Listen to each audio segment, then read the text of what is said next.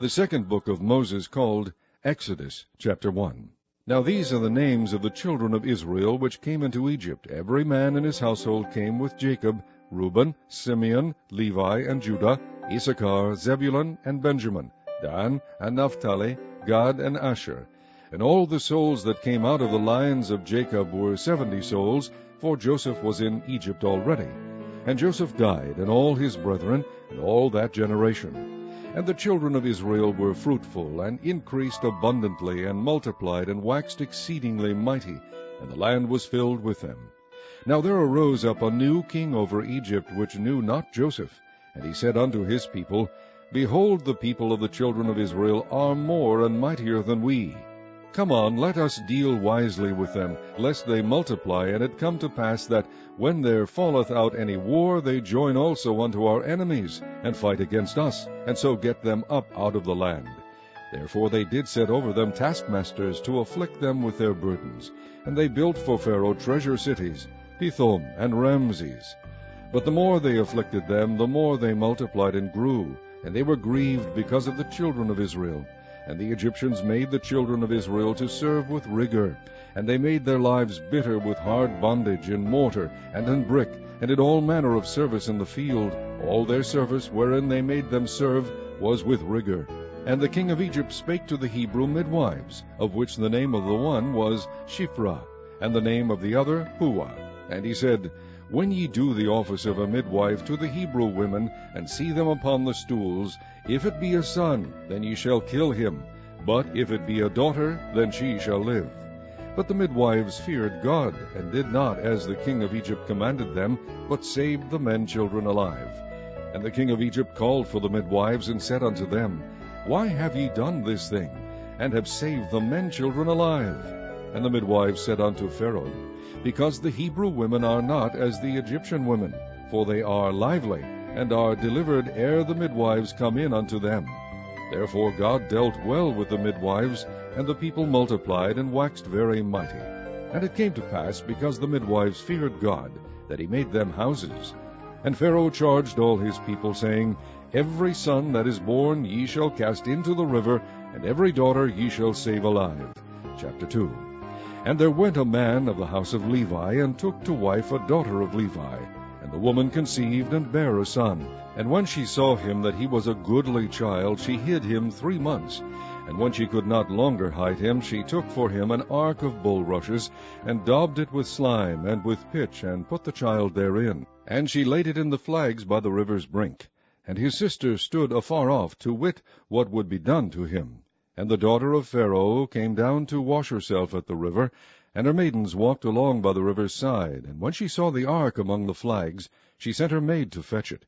And when she had opened it, she saw the child, and behold, the babe wept. And she had compassion on him, and said, This is one of the Hebrews' children.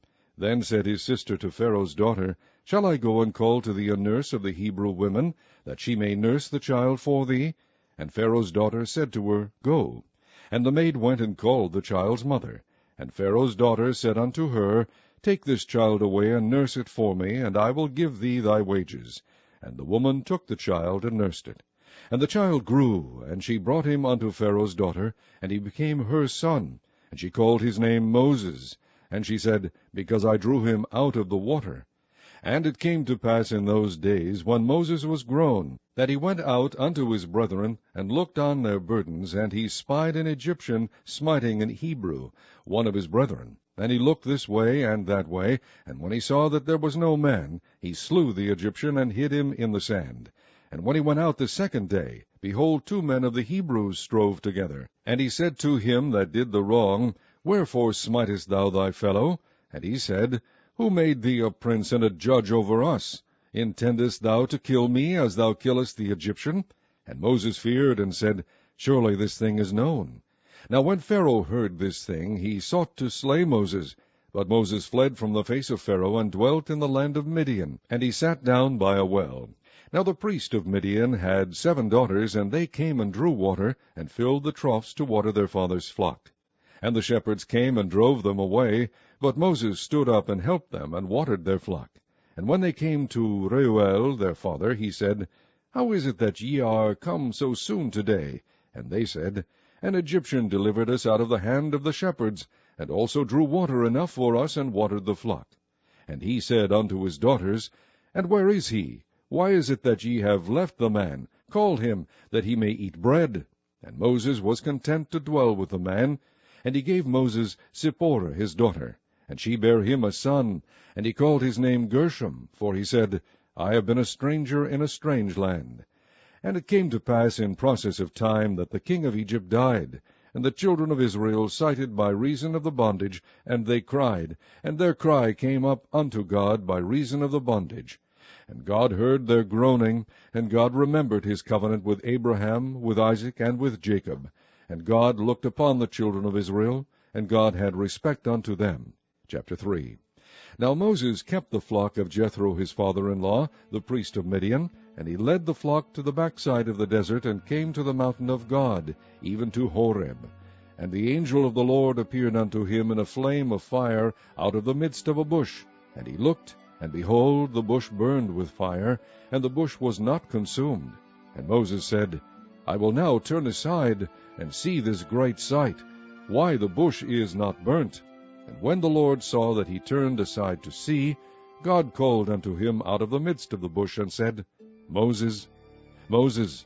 And he said, Here am I. And he said, Draw not nigh hither, put off thy shoes from off thy feet, for the place whereon thou standest is holy ground. Moreover he said, I am the God of thy father, the God of Abraham, the God of Isaac, and the God of Jacob. And Moses hid his face, for he was afraid to look upon God. And the Lord said, I have surely seen the affliction of my people which are in Egypt, and have heard their cry by reason of their taskmasters, for I know their sorrows. And I am come down to deliver them out of the hand of the Egyptians, and to bring them up out of that land unto a good land, and a large, unto a land flowing with milk and honey, unto the place of the Canaanites, and the Hittites, and the Amorites, and the Perizzites, and the Hivites, and the Jebusites. Now therefore, behold, the cry of the children of Israel is come unto me, and I have also seen the oppression wherewith the Egyptians oppress them. Come now therefore, and I will send thee unto Pharaoh, that thou mayest bring forth my people, the children of Israel, out of Egypt. And Moses said unto God, Who am I, that I should go unto Pharaoh, and that I should bring forth the children of Israel out of Egypt? And he said, Certainly I will be with thee, and this shall be a token unto thee, that I have sent thee. When thou hast brought forth the people out of Egypt, ye shall serve God upon this mountain. And Moses said unto God, Behold, when I come unto the children of Israel, and shall say unto them, The God of your fathers hath sent me unto you, and they shall say to me, What is his name? What shall I say unto them? And God said unto Moses, I am that I am. And he said, Thus shalt thou say unto the children of Israel, I am hath sent me unto you. And God said moreover unto Moses, Thus shalt thou say unto the children of Israel, The Lord God of your fathers, the God of Abraham, the God of Isaac, and the God of Jacob, hath sent me unto you. This is my name forever, and this is my memorial unto all generations. Go and gather the elders of Israel together, and say unto them, The Lord God of your fathers, the God of Abraham, of Isaac, and of Jacob, appeared unto me, saying, I have surely visited you, and seen that which is done to you in Egypt. And I have said, I will bring you up out of the affliction of Egypt unto the land of the Canaanites, and the Hittites, and the Amorites, and the Perizzites, and the Hivites, and the Jebusites, unto a land flowing with milk and honey. And they shall hearken to thy voice, and thou shalt come, thou and the elders of Egypt, unto the king of Egypt, and ye shall say unto him, The Lord God of the Hebrews hath met with us. And now let us go, we beseech thee, 3 days' journey into the wilderness, that we may sacrifice to the Lord our God. And I am sure that the king of Egypt will not let you go, no, not by a mighty hand. And I will stretch out my hand, and smite Egypt with all my wonders, which I will do in the midst thereof, and after that he will let you go. And I will give this people favor in the sight of the Egyptians. And it shall come to pass that, when ye go, ye shall not go empty. But every woman shall borrow of her neighbor, and of her that sojourneth in her house, jewels of silver, and jewels of gold, and raiment, and ye shall put them upon your sons, and upon your daughters, and ye shall spoil the Egyptians. Chapter 4. And Moses answered and said, But behold, they will not believe me, nor hearken unto my voice, for they will say, The Lord hath not appeared unto thee. And the Lord said unto him, What is that in thine hand? And he said, A rod. And he said, Cast it on the ground. And he cast it on the ground, and it became a serpent, and Moses fled from before it. And the Lord said unto Moses, Put forth thine hand, and take it by the tail. And he put forth his hand, and caught it, and it became a rod in his hand, that they might believe that the Lord God of their fathers, the God of Abraham, the God of Isaac, and the God of Jacob, hath appeared unto thee. And the Lord said furthermore unto him, Put now thine hand into thy bosom. And he put his hand into his bosom, and when he took it out, behold, his hand was leprous as snow. And he said, Put thine hand into thy bosom again. And he put his hand into his bosom again, and plucked it out of his bosom, and behold, it was turned again as his other flesh. And it shall come to pass, if they will not believe thee, neither hearken to the voice of the first sign, that they will believe the voice of the latter sign. And it shall come to pass, if they will not believe also these two signs, neither hearken unto thy voice, that thou shalt take of the water of the river, and pour it upon the dry land. And the water which thou takest out of the river shall become blood upon the dry land. And Moses said unto the Lord, O my Lord, I am not eloquent, neither heretofore, nor since thou hast spoken unto thy servant, but I am slow of speech, and of a slow tongue.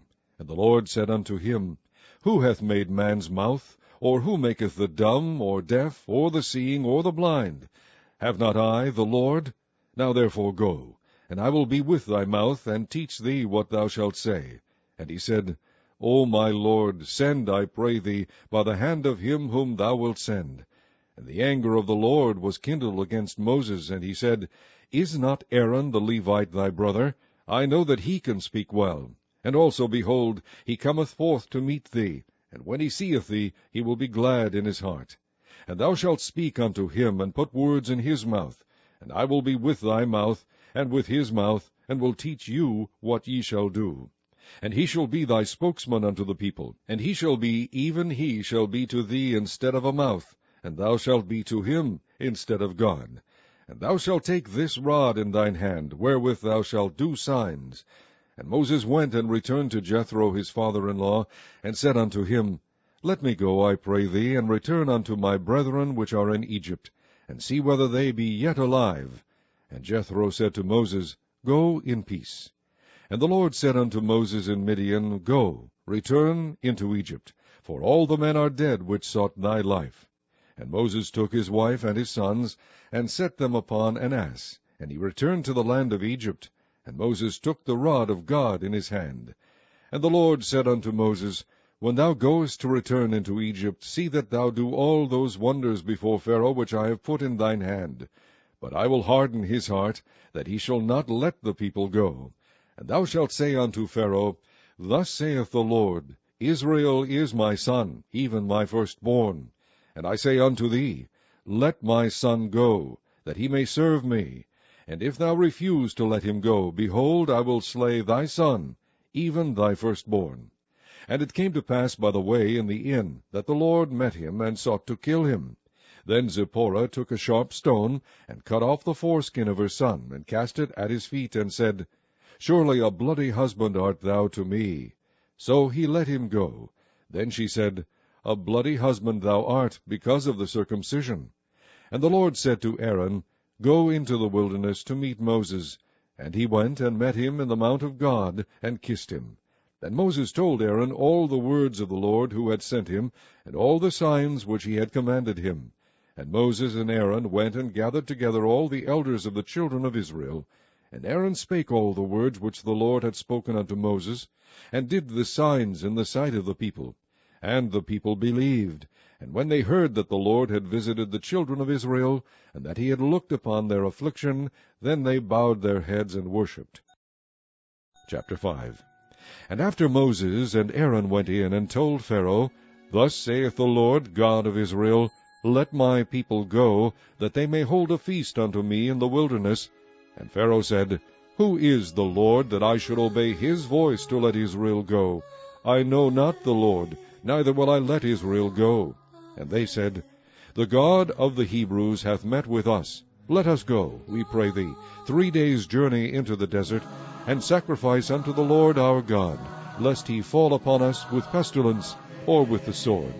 And the king of Egypt said unto them, Wherefore do ye, Moses and Aaron, let the people from their works get you unto your burdens? And Pharaoh said, Behold, the people of the land now are many, and ye make them rest from their burdens. And Pharaoh commanded the same day the taskmasters of the people and their officers, saying, Ye shall no more give the people straw to make brick, as heretofore. Let them go and gather straw for themselves. And the tale of the bricks which they did make heretofore ye shall lay upon them. Ye shall not diminish aught thereof, for they be idle. Therefore they cry, saying, Let us go and sacrifice to our God. Let there be more work be laid upon the men, that they may labor therein, and let them not regard vain words. And the taskmasters of the people went out, and their officers, and they spake to the people, saying, Thus saith Pharaoh, I will not give you straw. Go ye, get you straw where ye can find it, yet not aught of your work shall be diminished. So the people were scattered abroad throughout the land of Egypt, to gather stubble instead of straw. And the taskmasters hasted them, saying, Fulfill your works, your daily tasks, as when there was straw. And the officers of the children of Israel, which Pharaoh's taskmasters had set over them, were beaten, and demanded, Wherefore have ye not fulfilled your task in making brick both yesterday and today, as heretofore? Then the officers of the children of Israel came and cried unto Pharaoh, saying, Wherefore dealest thou thus with thy servants? There is no straw given unto thy servants, and they say to us, Make brick. And behold, thy servants are beaten, but the fault is in thine own people. But he said, Ye are idle, ye are idle. Therefore ye say, Let us go and do sacrifice to the Lord. Go therefore now and work, for there shall no straw be given you, yet shall ye deliver the tale of bricks. And the officers of the children of Israel did see that they were in evil case, after it was said, Ye shall not minish aught from your bricks of your daily task. And they met Moses and Aaron, who stood in the way, as they came forth from Pharaoh. And they said unto them, The Lord look upon you, and judge, because ye have made our savour to be abhorred in the eyes of Pharaoh, and in the eyes of his servants, to put a sword in their hand to slay us. And Moses returned unto the Lord, and said, Lord, wherefore hast thou so evil entreated this people? Why is it that thou hast sent me? For since I came to Pharaoh to speak in thy name, he hath done evil to this people, neither hast thou delivered thy people at all. Chapter 6. Then the Lord said unto Moses, Now shalt thou see what I will do to Pharaoh. For with a strong hand shall he let them go, and with a strong hand shall he drive them out of his land. And God spake unto Moses, and said unto him, I am the Lord. And I appeared unto Abraham, unto Isaac, and unto Jacob, by the name of God Almighty. But by my name, Jehovah, was I not known to them. And I have also established my covenant with them, to give them the land of Canaan, the land of their pilgrimage, wherein they were strangers. And I have also heard the groaning of the children of Israel, whom the Egyptians keep in bondage, and I have remembered my covenant. Wherefore say unto the children of Israel, I am the Lord, and I will bring you out from under the burdens of the Egyptians, and I will rid you out of their bondage, and I will redeem you with a stretched out arm, and with great judgments. And I will take you to me for a people, and I will be to you a God. And ye shall know that I am the Lord your God, which bringeth you out from under the burdens of the Egyptians. And I will bring you in unto the land, concerning the which I did swear to give it to Abraham, to Isaac, and to Jacob, and I will give it you for an heritage. I am the Lord. And Moses spake so unto the children of Israel, but they hearkened not unto Moses for anguish of spirit, and for cruel bondage. And the Lord spake unto Moses, saying, Go in, speak unto Pharaoh king of Egypt, that he let the children of Israel go out of his land. And Moses spake before the Lord, saying, Behold, the children of Israel have not hearkened unto me. How then shall Pharaoh hear me, who am of uncircumcised lips? And the Lord spake unto Moses and unto Aaron, and gave them a charge unto the children of Israel, and unto Pharaoh king of Egypt, to bring the children of Israel out of the land of Egypt. These be the heads of their fathers' houses, The sons of Reuben, the firstborn of Israel, Hanoch, and Palu, Hezron, and Carmi. These be the families of Reuben. And the sons of Simeon, Jemuel, and Jamin, and Ohad, and Jachin, and Zohar, and Shaul, the son of a Canaanitish woman. These are the families of Simeon. And these are the names of the sons of Levi according to their generations, Gershon, and Kohath, and Merari. And the years of the life of Levi were 137 years. The sons of Gershon, Libni, and Shimei, according to their families. And the sons of Kohath, Amram, and Ishar, and Hebron, and Uzziel. And the years of the life of Kohath were 133 years. And the sons of Merari, Mahali, and Mushi. These are the families of Levi according to their generations. And Amram took him Jochebed, his father's sister, to wife, and she bare him Aaron and Moses. And the years of the life of Amram were 137 years.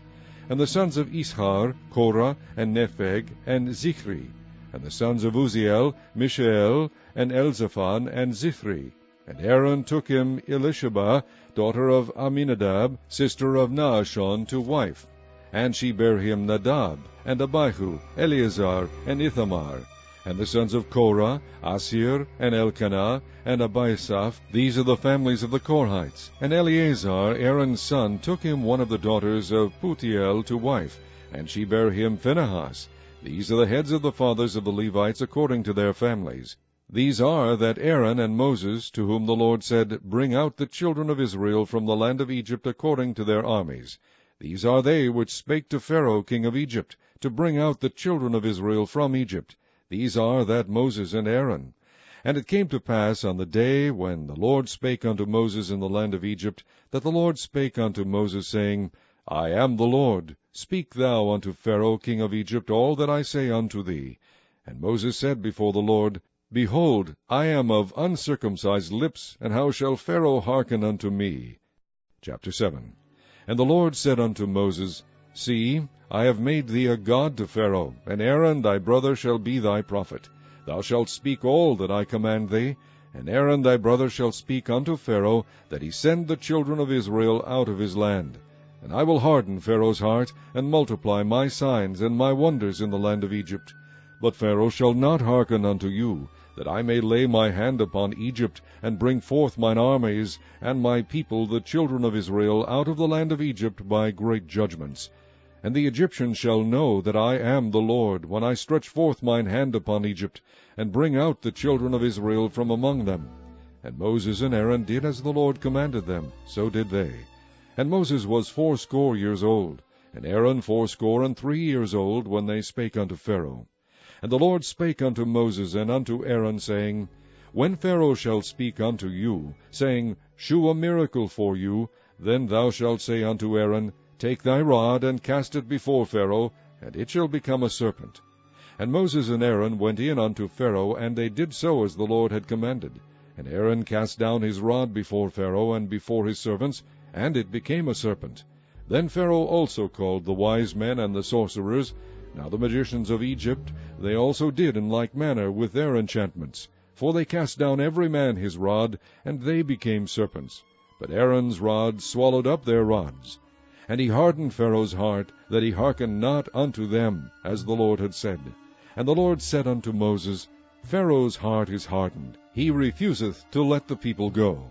Get thee unto Pharaoh in the morning, lo, he goeth out unto the water, and thou shalt stand by the river's brink against he come. And the rod which was turned to a serpent shalt thou take in thine hand. And thou shalt say unto him, The Lord God of the Hebrews hath sent me unto thee, saying, Let my people go, that they may serve me in the wilderness. And behold, hitherto thou wouldest not hear. Thus saith the Lord, In this thou shalt know that I am the Lord. Behold, I will smite with the rod that is in mine hand upon the waters which are in the river, and they shall be turned to blood. And the fish that is in the river shall die, and the river shall stink, and the Egyptians shall loathe to drink of the water of the river. And the Lord spake unto Moses, Say unto Aaron, Take thy rod, and stretch out thine hand upon the waters of Egypt, upon their streams, upon their rivers, and upon their ponds, and upon all their pools of water, that they may become blood, and that there may be blood throughout all the land of Egypt, both in vessels of wood and in vessels of stone. And Moses and Aaron did so, as the Lord commanded, and he lifted up the rod, and smote the waters that were in the river, in the sight of Pharaoh, and in the sight of his servants, and all the waters that were in the river were turned to blood. And the fish that was in the river died, and the river stank, and the Egyptians could not drink of the water of the river, and there was blood throughout all the land of Egypt. And the magicians of Egypt did so with their enchantments. And Pharaoh's heart was hardened, neither did he hearken unto them, as the Lord had said. And Pharaoh turned and went into his house, neither did he set his heart to this also. And all the Egyptians digged round about the river for water to drink, for they could not drink of the water of the river. And 7 days were fulfilled after that the Lord had smitten the river. Chapter 8. And the Lord spake unto Moses, Go unto Pharaoh, and say unto him, Thus saith the Lord, Let my people go, that they may serve me. And if thou refuse to let them go, behold, I will smite all thy borders with frogs. And the river shall bring forth frogs abundantly, which shall go up and come into thine house, and into thy bedchamber, and upon thy bed, and into the house of thy servants, and upon thy people, and into thine ovens, and into thy kneading troughs. And the frogs shall come up both on thee, and upon thy people, and upon all thy servants. And the Lord spake unto Moses, Say unto Aaron, Stretch forth thine hand with thy rod over the streams, over the rivers, and over the ponds, and cause frogs to come upon the land of Egypt. And Aaron stretched out his hand over the waters of Egypt, and the frogs came up, and covered the land of Egypt. And the magicians did so with their enchantments, and brought up frogs upon the land of Egypt. Then Pharaoh called for Moses and Aaron, and said, Entreat the Lord that he may take away the frogs from me, and from my people, and I will let the people go, that they may do sacrifice unto the Lord. And Moses said unto Pharaoh, Glory over me. When shall I entreat for thee, and for thy servants, and for thy people, to destroy the frogs from thee and thy houses, that they may remain in the river only? And he said, Tomorrow. And he said, Be it according to thy word, that thou mayest know that there is none like unto the Lord our God. Then the frogs shall depart from thee, and from thy houses, and from thy servants, and from thy people. They shall remain in the river only. And Moses and Aaron went out from Pharaoh, and Moses cried unto the Lord because of the frogs which he had brought against Pharaoh. And the Lord did according to the word of Moses, and the frogs died out of the houses, out of the villages, and out of the fields. And they gathered them together upon heaps, and the land stank. But when Pharaoh saw that there was respite, he hardened his heart, and hearkened not unto them, as the Lord had said. And the Lord said unto Moses, Say unto Aaron, Stretch out thy rod, and smite the dust of the land, that it may become lice throughout all the land of Egypt. And they did so. For Aaron stretched out his hand with his rod, and smote the dust of the earth, and it became lice in man and in beast. All the dust of the land became lice throughout all the land of Egypt. And the magicians did so with their enchantments to bring forth lice. But they could not. So there were lice upon man and upon beast. Then the magicians said unto Pharaoh, This is the finger of God. And Pharaoh's heart was hardened, and he hearkened not unto them, as the Lord had said. And the Lord said unto Moses, Rise up early in the morning, and stand before Pharaoh. Lo, he cometh forth to the water, and say unto him, Thus saith the Lord, Let my people go, that they may serve me. Else if thou wilt not let my people go, behold, I will send swarms of flies upon thee, and upon thy servants, and upon thy people, and into thy houses, and the houses of the Egyptians shall be full of swarms of flies, and also the ground whereon they are. And I will sever in that day the land of Goshen, in which my people dwell, that no swarms of flies shall be there, to the end thou mayest know that I am the Lord in the midst of the earth. And I will put a division between my people and thy people. Tomorrow shall this sign be. And the Lord did so, and there came a grievous swarm of flies into the house of Pharaoh, and into his servants' houses, and into all the land of Egypt. The land was corrupted by reason of the swarm of flies. And Pharaoh called for Moses and for Aaron, and said, Go ye, sacrifice to your God in the land. And Moses said, It is not meet so to do, for we shall sacrifice the abomination of the Egyptians to the Lord our God. Lo, shall we sacrifice the abomination of the Egyptians before their eyes, and will they not stone us? We will go 3 days' journey into the wilderness, and sacrifice to the Lord our God, as he shall command us. And Pharaoh said, I will let you go, that ye may sacrifice to the Lord your God in the wilderness. Only ye shall not go very far away, entreat for me. And Moses said, Behold, I go out from thee, and I will entreat the Lord that the swarms of flies may depart from Pharaoh, from his servants, and from his people tomorrow. But let not Pharaoh deal deceitfully any more in not letting the people go to sacrifice to the Lord. And Moses went out from Pharaoh, and entreated the Lord. And the Lord did according to the word of Moses, and he removed the swarms of flies from Pharaoh, from his servants, and from his people. There remained not one.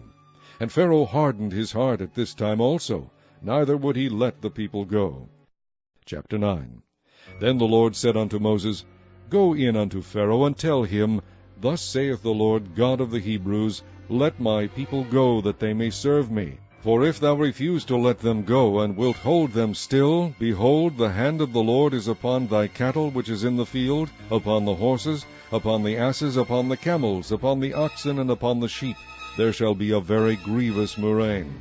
And the Lord shall sever between the cattle of Israel and the cattle of Egypt, and there shall nothing die of all that is the children's of Israel. And the Lord appointed a set time, saying, Tomorrow the Lord shall do this thing in the land.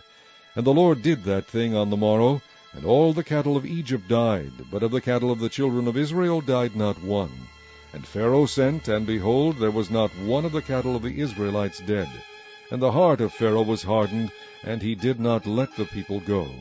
And the Lord said unto Moses and unto Aaron, Take to you handfuls of ashes of the furnace, and let Moses sprinkle it toward the heaven in the sight of Pharaoh, and it shall become small dust in all the land of Egypt, and shall be a boil breaking forth with blains upon man and upon beast throughout all the land of Egypt. And they took ashes of the furnace, and stood before Pharaoh, and Moses sprinkled it up toward heaven, and it became a boil breaking forth with blains upon man and upon beast.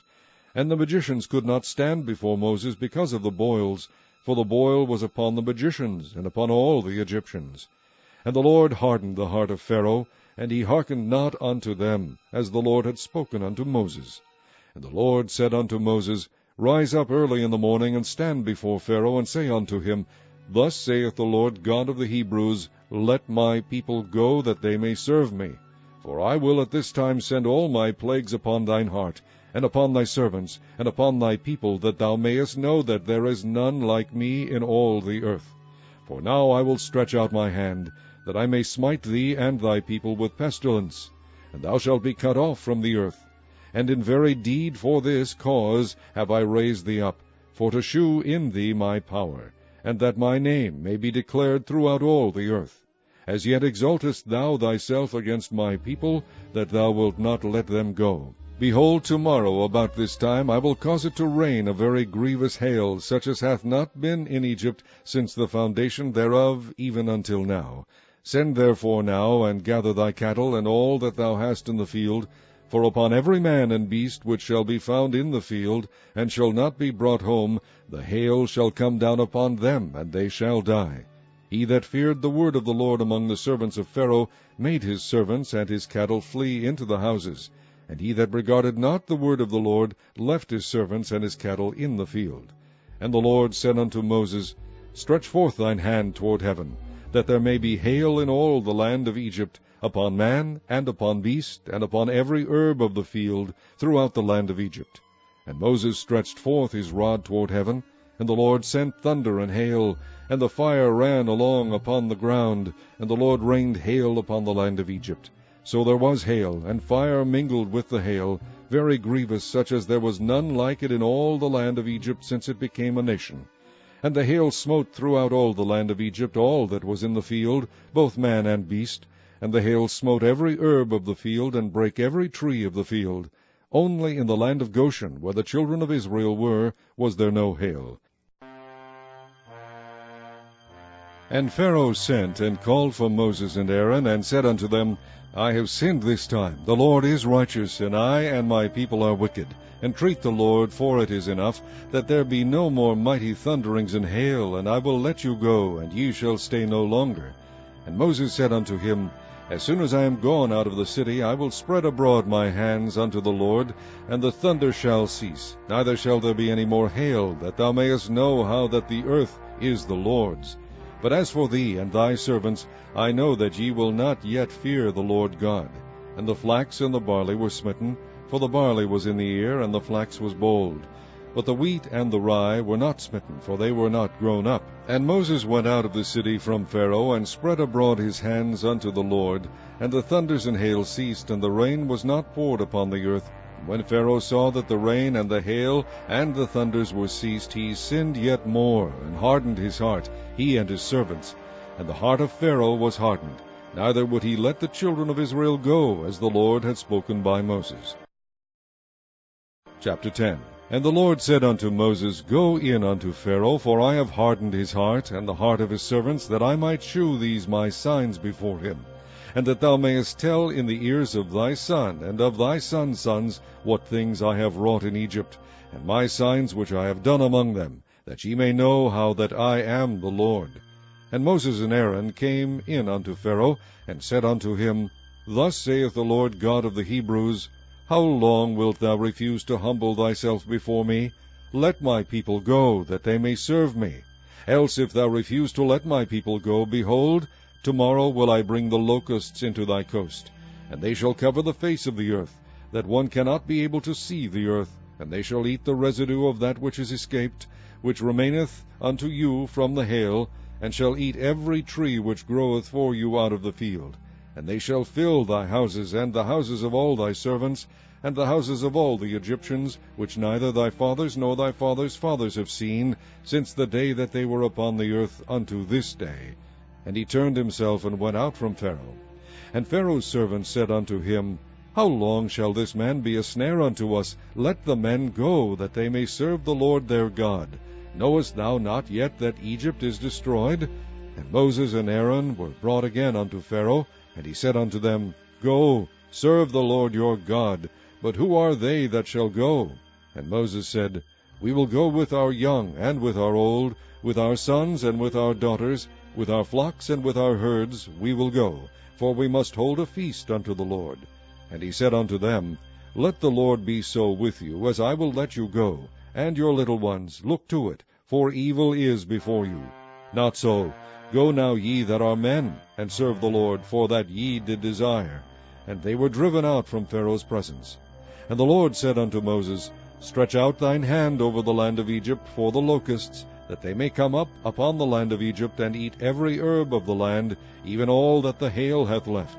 And Moses stretched forth his rod over the land of Egypt, and the Lord brought an east wind upon the land all that day, and all that night, and when it was morning, the east wind brought the locusts. And the locusts went up over all the land of Egypt, and rested in all the coasts of Egypt. Very grievous were they. Before them there were no such locusts as they, neither after them shall be such. For they covered the face of the whole earth, so that the land was darkened. And they did eat every herb of the land, and all the fruit of the trees which the hail had left. And there remained not any green thing in the trees, or in the herbs of the field, through all the land of Egypt. Then Pharaoh called for Moses and Aaron in haste, and he said, I have sinned against the Lord your God, and against you.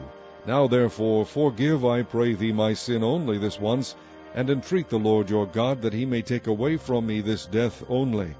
And he went out from Pharaoh, and entreated the Lord. And the Lord turned a mighty strong west wind, which took away the locusts, and cast them into the Red Sea. There remained not one locust in all the coasts of Egypt. But the Lord hardened Pharaoh's heart, so that he would not let the children of Israel go. And the Lord said unto Moses, Stretch out thine hand toward heaven, that there may be darkness over the land of Egypt, even darkness which may be felt. And Moses stretched forth his hand toward heaven, and there was a thick darkness in all the land of Egypt 3 days. They saw not one another, neither rose any from his place for 3 days. But all the children of Israel had light in their dwellings. And Pharaoh called unto Moses, and said, Go ye, serve the Lord, only let your flocks and your herds be stayed, let your little ones also go with you. And Moses said, Thou must give us also sacrifices and burnt offerings, that we may sacrifice unto the Lord our God. Our cattle also shall go with us. There shall not be an hoof be left behind. For thereof must we take to serve the Lord our God, and we know not with what we must serve the Lord until we come thither. But the Lord hardened Pharaoh's heart, and he would not let them go. And Pharaoh said unto him, Get thee from me, take heed to thyself, see my face no more, for in that day thou seest my face, thou shalt die. And Moses said, Thou hast spoken well, I will see thy face again no more. Chapter 11. And the Lord said unto Moses, Yet will I bring one plague more upon Pharaoh and upon Egypt. Afterwards he will let you go hence. When he shall let you go, he shall surely thrust you out hence altogether. Speak now in the ears of the people, and let every man borrow of his neighbor, and every woman of her neighbor, jewels of silver and jewels of gold. And the Lord gave the people favor in the sight of the Egyptians. Moreover, the man Moses was very great in the land of Egypt, in the sight of Pharaoh's servants, and in the sight of the people. And Moses said, Thus saith the Lord, About midnight will I go out into the midst of Egypt, and all the firstborn in the land of Egypt shall die, from the firstborn of Pharaoh that sitteth upon his throne, even unto the firstborn of the maidservant that is behind the mill, and all the firstborn of beasts. And there shall be a great cry throughout all the land of Egypt, such as there was none like it, nor shall be like it any more. But against any of the children of Israel shall not a dog move his tongue, against man or beast, that ye may know how that the Lord doth put a difference between the Egyptians and Israel. And all these thy servants shall come down unto me, and bow down themselves unto me, saying, Get thee out, and all the people that follow thee. And after that I will go out. And he went out from Pharaoh in a great anger. And the Lord said unto Moses, Pharaoh shall not hearken unto you, that my wonders may be multiplied in the land of Egypt. And Moses and Aaron did all these wonders before Pharaoh, and the Lord hardened Pharaoh's heart, so that he would not let the children of Israel go out of his land. Chapter 12. And the Lord spake unto Moses and Aaron in the land of Egypt, saying, This month shall be unto you the beginning of months. It shall be the first month of the year to you. Speak ye unto all the congregation of Israel, saying, In the 10th day of this month they shall take to them every man a lamb, according to the house of their fathers, a lamb for an house. And if the household be too little for the lamb, let him and his neighbor next unto his house take it according to the number of the souls. Every man according to his eating shall make your count for the lamb. Your lamb shall be without blemish, a male of the first year. Ye shall take it out from the sheep or from the goats, and ye shall keep it up until the 14th day of the same month. And the whole assembly of the congregation of Israel shall kill it in the evening. And they shall take of the blood, and strike it on the 2 side posts, and on the upper door post of the houses wherein they shall eat it. And they shall eat the flesh in that night, roast with fire, and unleavened bread, and with bitter herbs they shall eat it. Eat not of it raw, nor sodden at all with water, but roast with fire, his head with his legs, and with the purtenance thereof. And ye shall let nothing of it remain until the morning. And that which remaineth of it until the morning ye shall burn with fire. And thus shall ye eat of it, with your loins girded, your shoes on your feet, and your staff in your hand, and ye shall eat it in haste. It is the Lord's Passover. For I will pass through the land of Egypt this night, and will smite all the firstborn in the land of Egypt, both man and beast. And against all the gods of Egypt I will execute judgment. I am the Lord. And the blood shall be to you for a token upon the houses where ye are. And when I see the blood, I will pass over you, and the plague shall not be upon you to destroy you, when I smite the land of Egypt. And this day shall be unto you for a memorial, and ye shall keep it a feast to the Lord throughout your generations. Ye shall keep it a feast by an ordinance forever. 7 days shall ye eat unleavened bread. Even the first day ye shall put away leaven out of your houses. For whosoever eateth leavened bread from the first day until the 7th day, that soul shall be cut off from Israel. And in the first day there shall be an holy convocation, and in the 7th day there shall be an holy convocation to you. No manner of work shall be done in them, save that which every man must eat, that only may be done of you. And ye shall observe the feast of unleavened bread, for in this selfsame day have I brought your armies out of the land of Egypt. Therefore shall ye observe this day in your generations by an ordinance forever. In the 1st month, on the 14th day of the month at even, ye shall eat unleavened bread, until the 21st day of the month at even. 7 days shall there be no leaven found in your houses. For whosoever eateth that which is leavened, even that soul shall be cut off from the congregation of Israel, whether he be a stranger or born in the land. Ye shall eat nothing leavened. In all your habitations shall ye eat unleavened bread.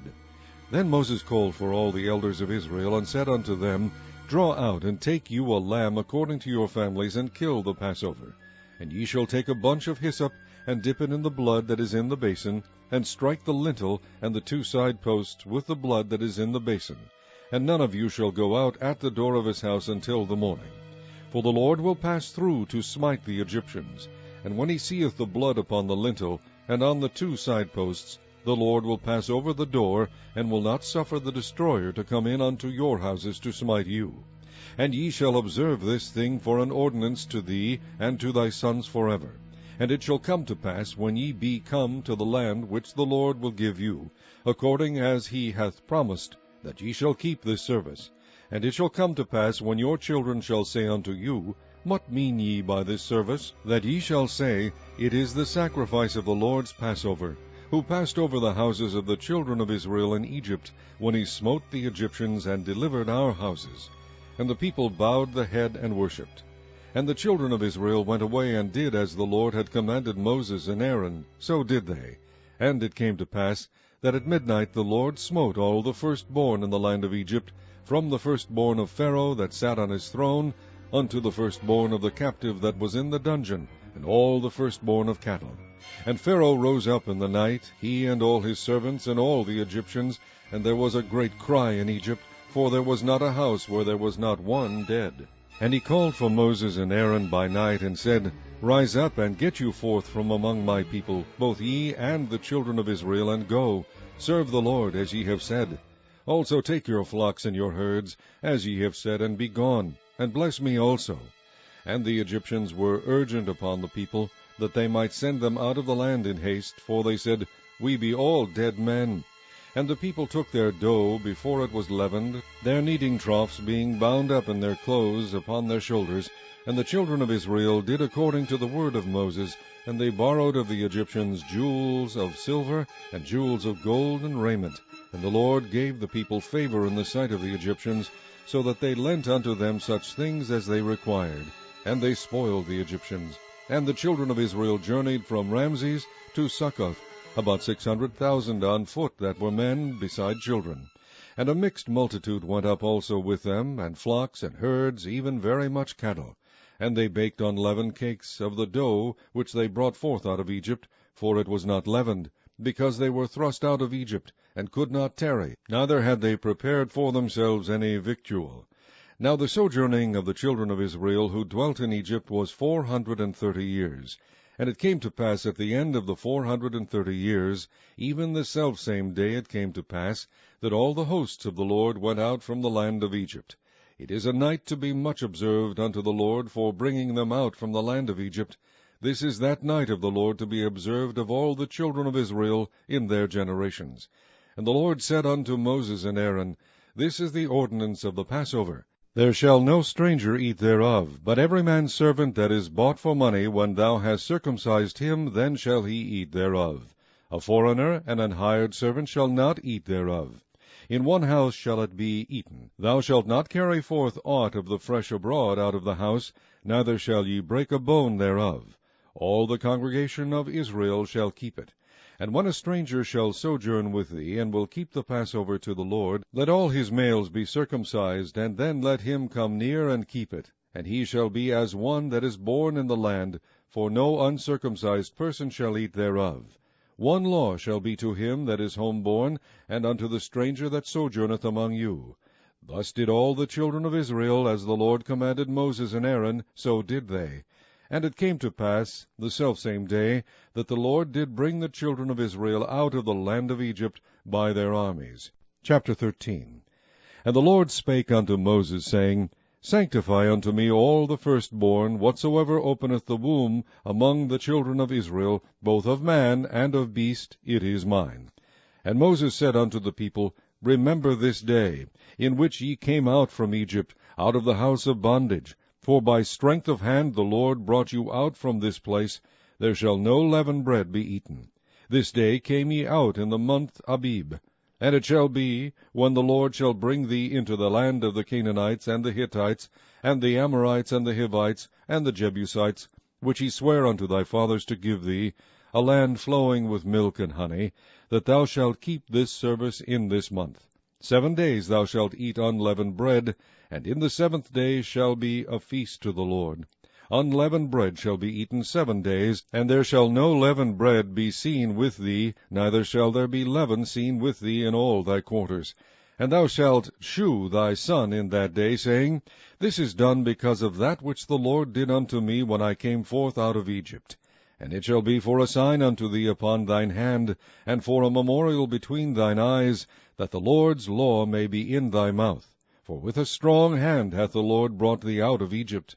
Thou shalt therefore keep this ordinance in his season from year to year. And it shall be, when the Lord shall bring thee into the land of the Canaanites, as he sware unto thee and to thy fathers, and shall give it thee, that thou shalt set apart unto the Lord all that openeth the matrix, and every firstling that cometh of a beast which thou hast, the male shall be the Lord's.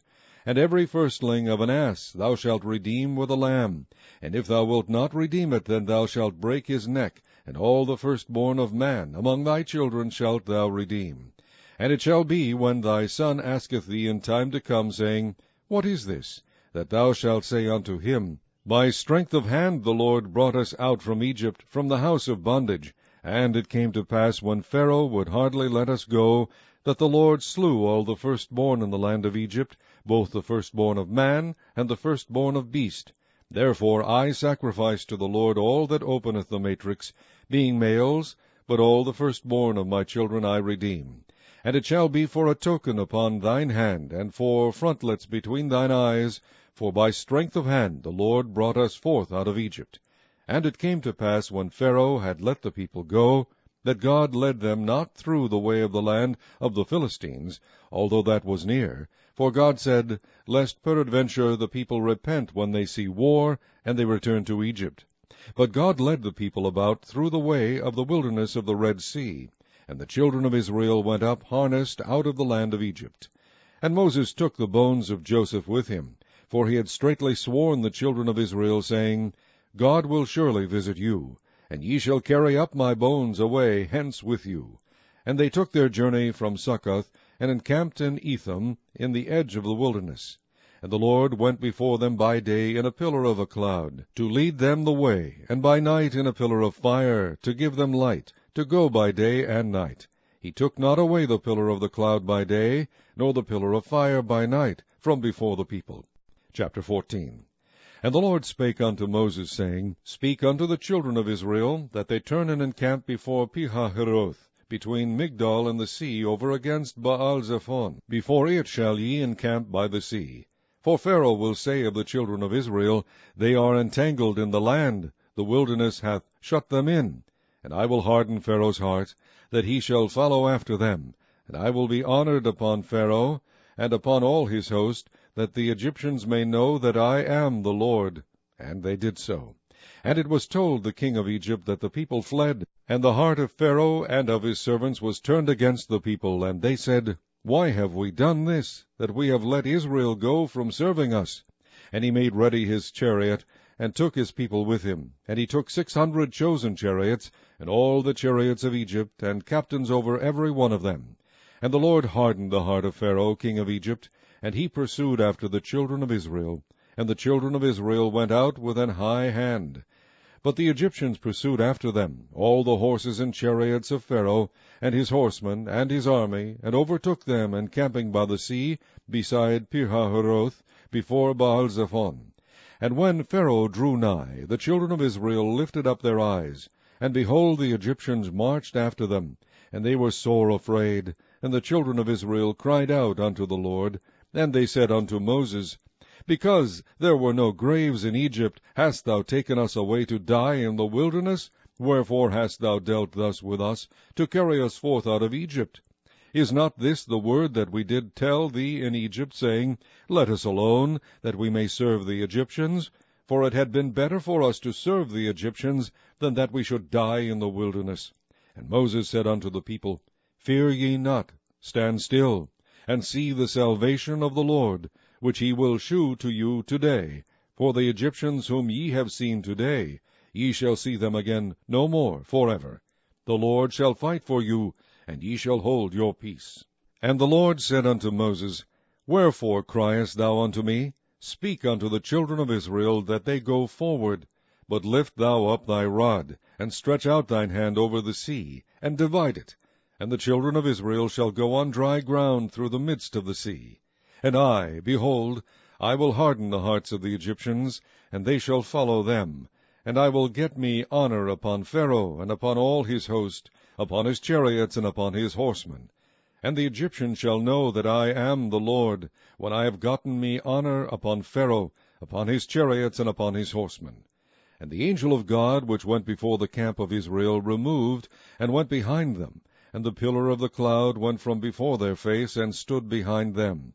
And it came between the camp of the Egyptians and the camp of Israel. And it was a cloud and darkness to them. But it gave light by night to these, so that the one came not near the other all the night.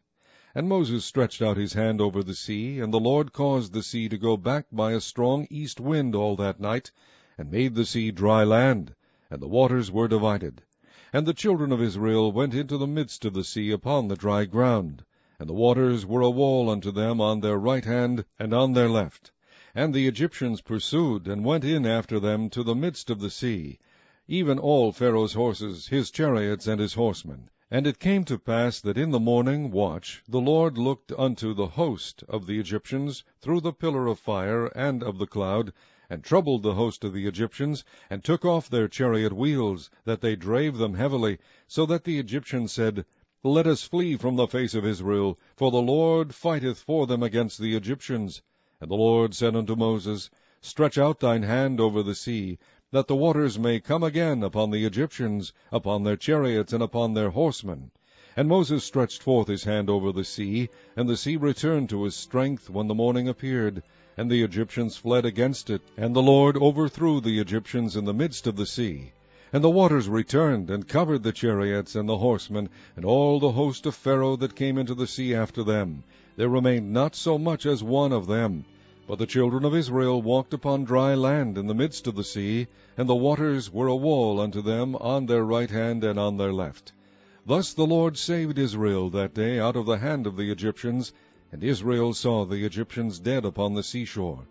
And Israel saw that great work which the Lord did upon the Egyptians, and the people feared the Lord, and believed the Lord and his servant Moses.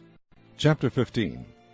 Then sang Moses and the children of Israel this song unto the Lord, and spake, saying, I will sing unto the Lord, for he hath triumphed gloriously.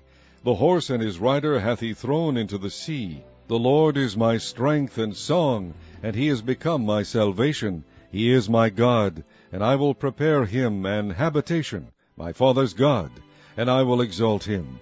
The Lord is a man of war, the Lord is his name.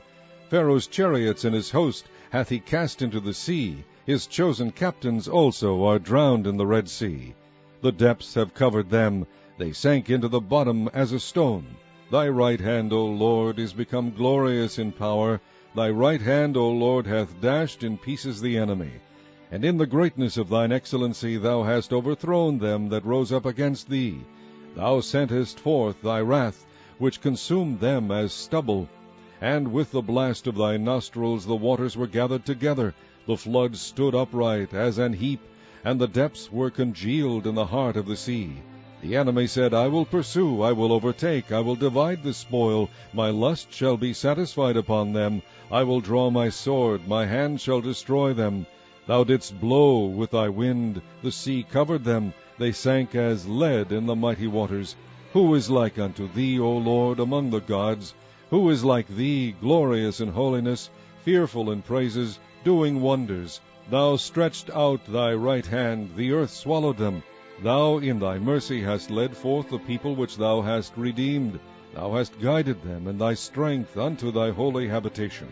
The people shall hear, and be afraid. Sorrow shall take hold on the inhabitants of Palestina. Then the dukes of Edom shall be amazed. The mighty men of Moab, trembling, shall take hold upon them. All the inhabitants of Canaan shall melt away. Fear and dread shall fall upon them. By the greatness of thine arm they shall be as still as a stone, till thy people pass over, O Lord, till the people pass over which thou hast purchased. Thou shalt bring them in, and plant them in the mountain of thine inheritance, in the place, O Lord, which thou hast made for thee to dwell in the sanctuary, O Lord, which thy hands have established. The Lord shall reign forever and ever. For the horse of Pharaoh went in with his chariots and with his horsemen into the sea, and the Lord brought again the waters of the sea upon them. But the children of Israel went on dry land in the midst of the sea. And Miriam the prophetess, the sister of Aaron, took a timbrel in her hand, and all the women went out after her with timbrels and with dances. And Miriam answered them, Sing ye to the Lord, for he hath triumphed gloriously. The horse and his rider hath he thrown into the sea. So Moses brought Israel from the Red Sea, and they went out into the wilderness of Shur. And they went 3 days in the wilderness, and found no water. And when they came to Marah, they could not drink of the waters of Marah, for they were bitter. Therefore the name of it was called Marah. And the people murmured against Moses, saying, What shall we drink?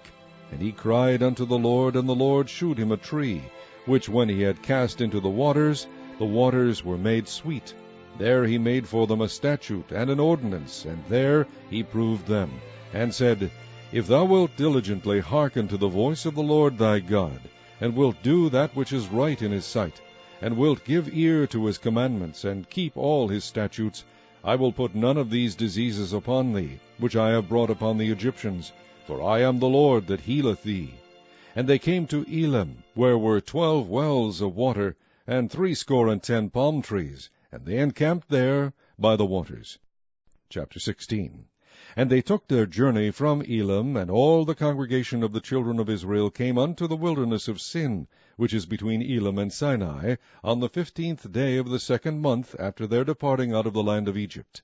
And the whole congregation of the children of Israel murmured against Moses and Aaron in the wilderness.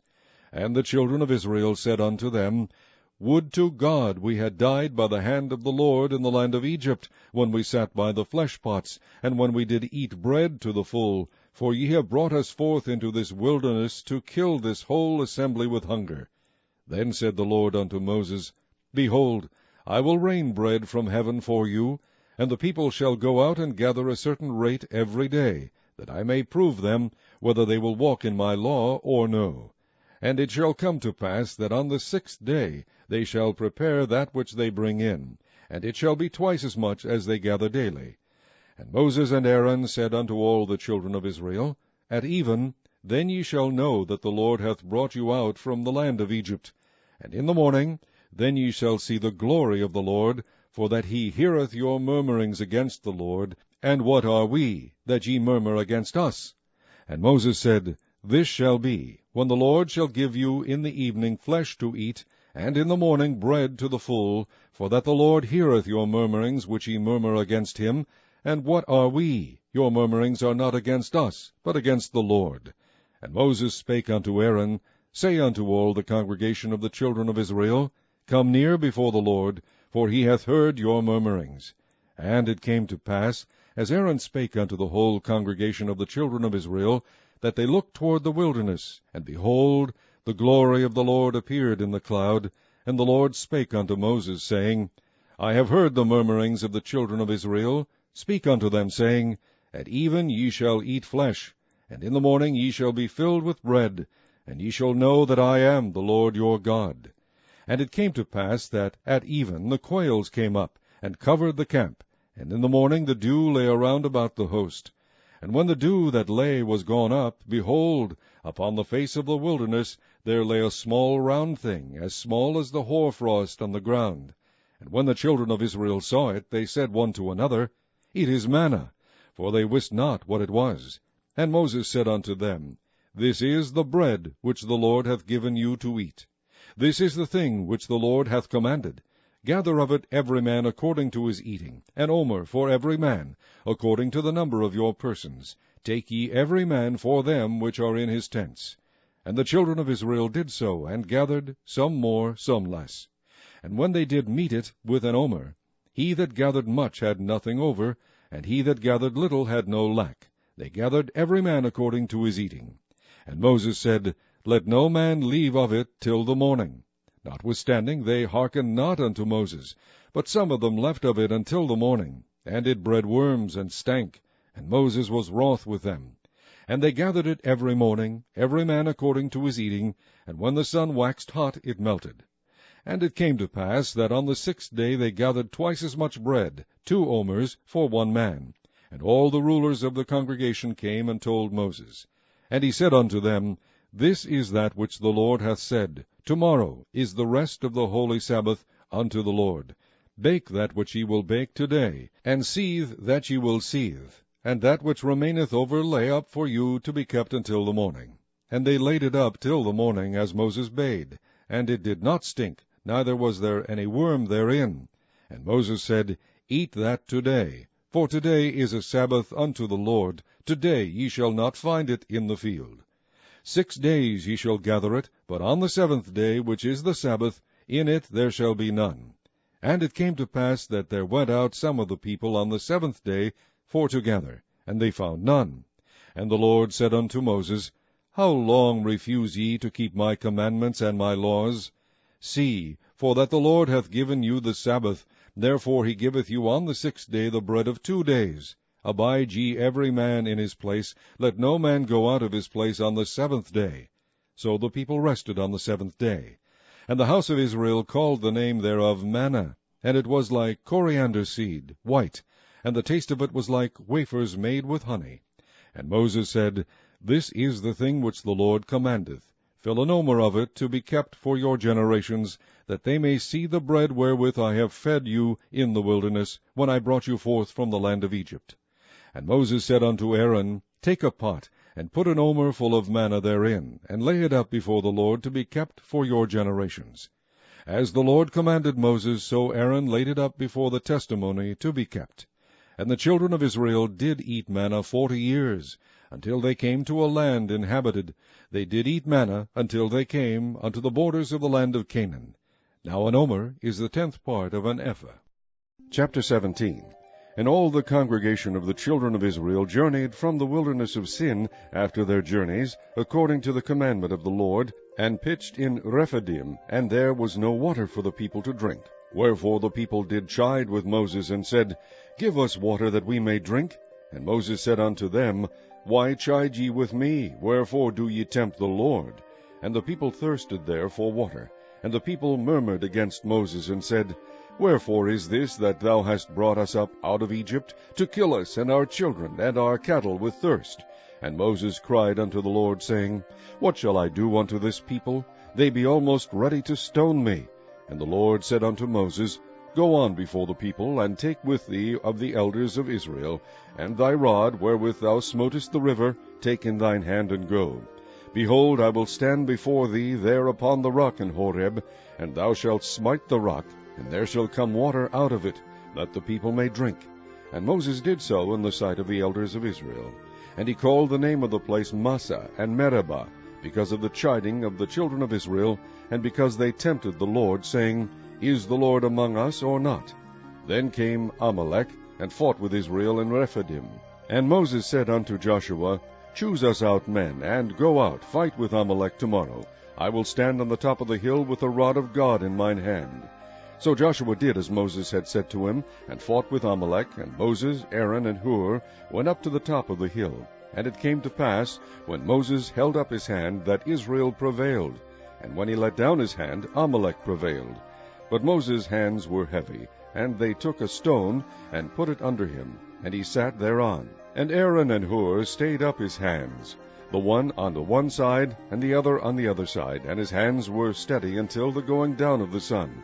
And Joshua discomfited Amalek and his people with the edge of the sword.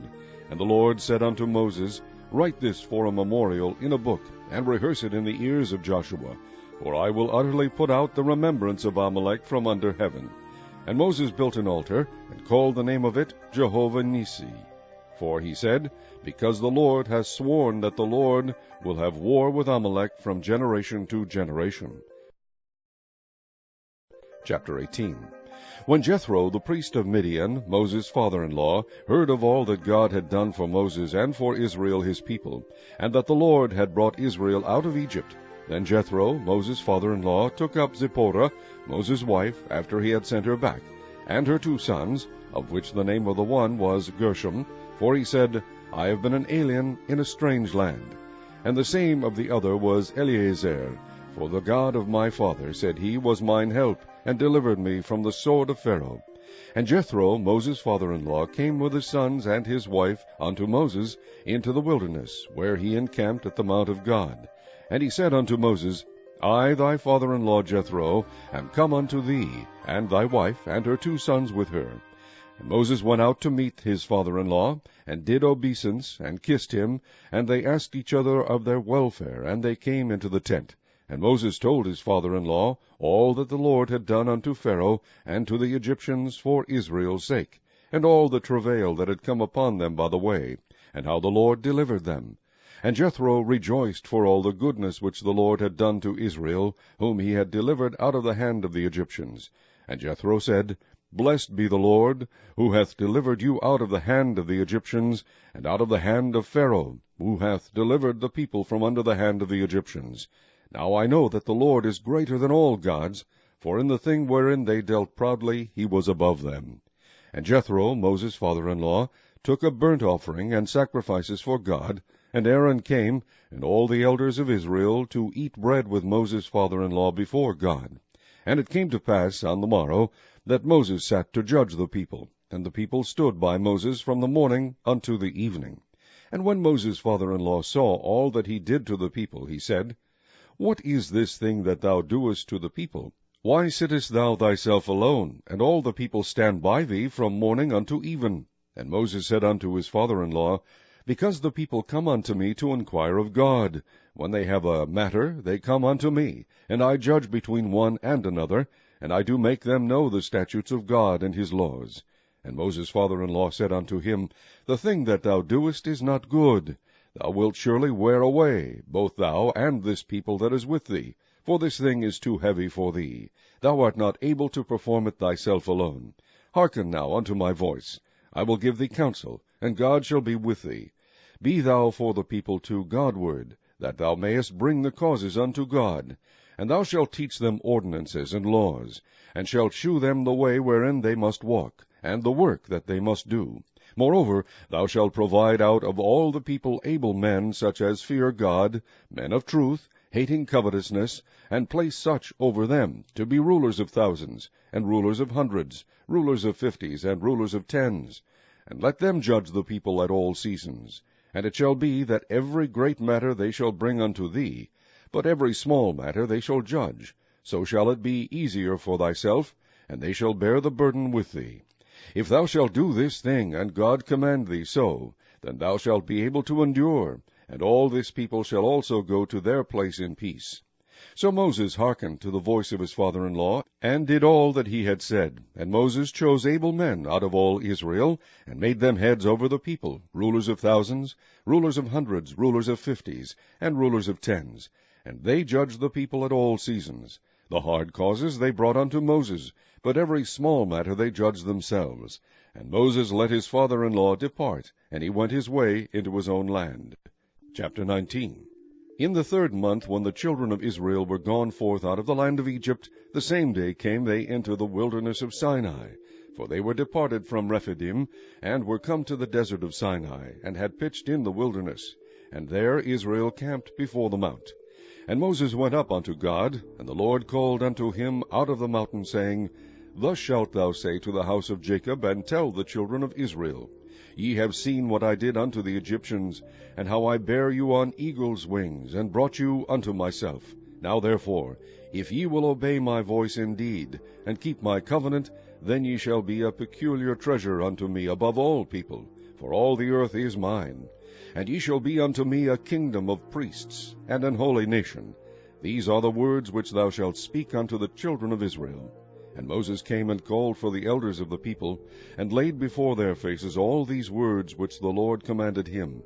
And all the people answered together, and said, All that the Lord hath spoken we will do.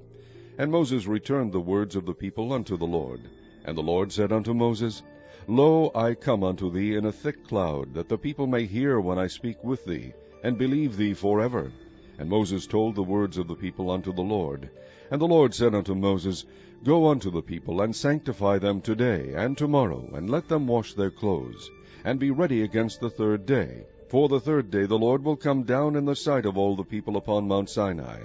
And thou shalt set bounds unto the people round about, saying, Take heed to yourselves that ye go not up into the mount, or touch the border of it. Whosoever toucheth the mount shall be surely put to death. There shall not an hand touch it, but he shall surely be stoned, or shot through. Whether it be beast or man, it shall not live.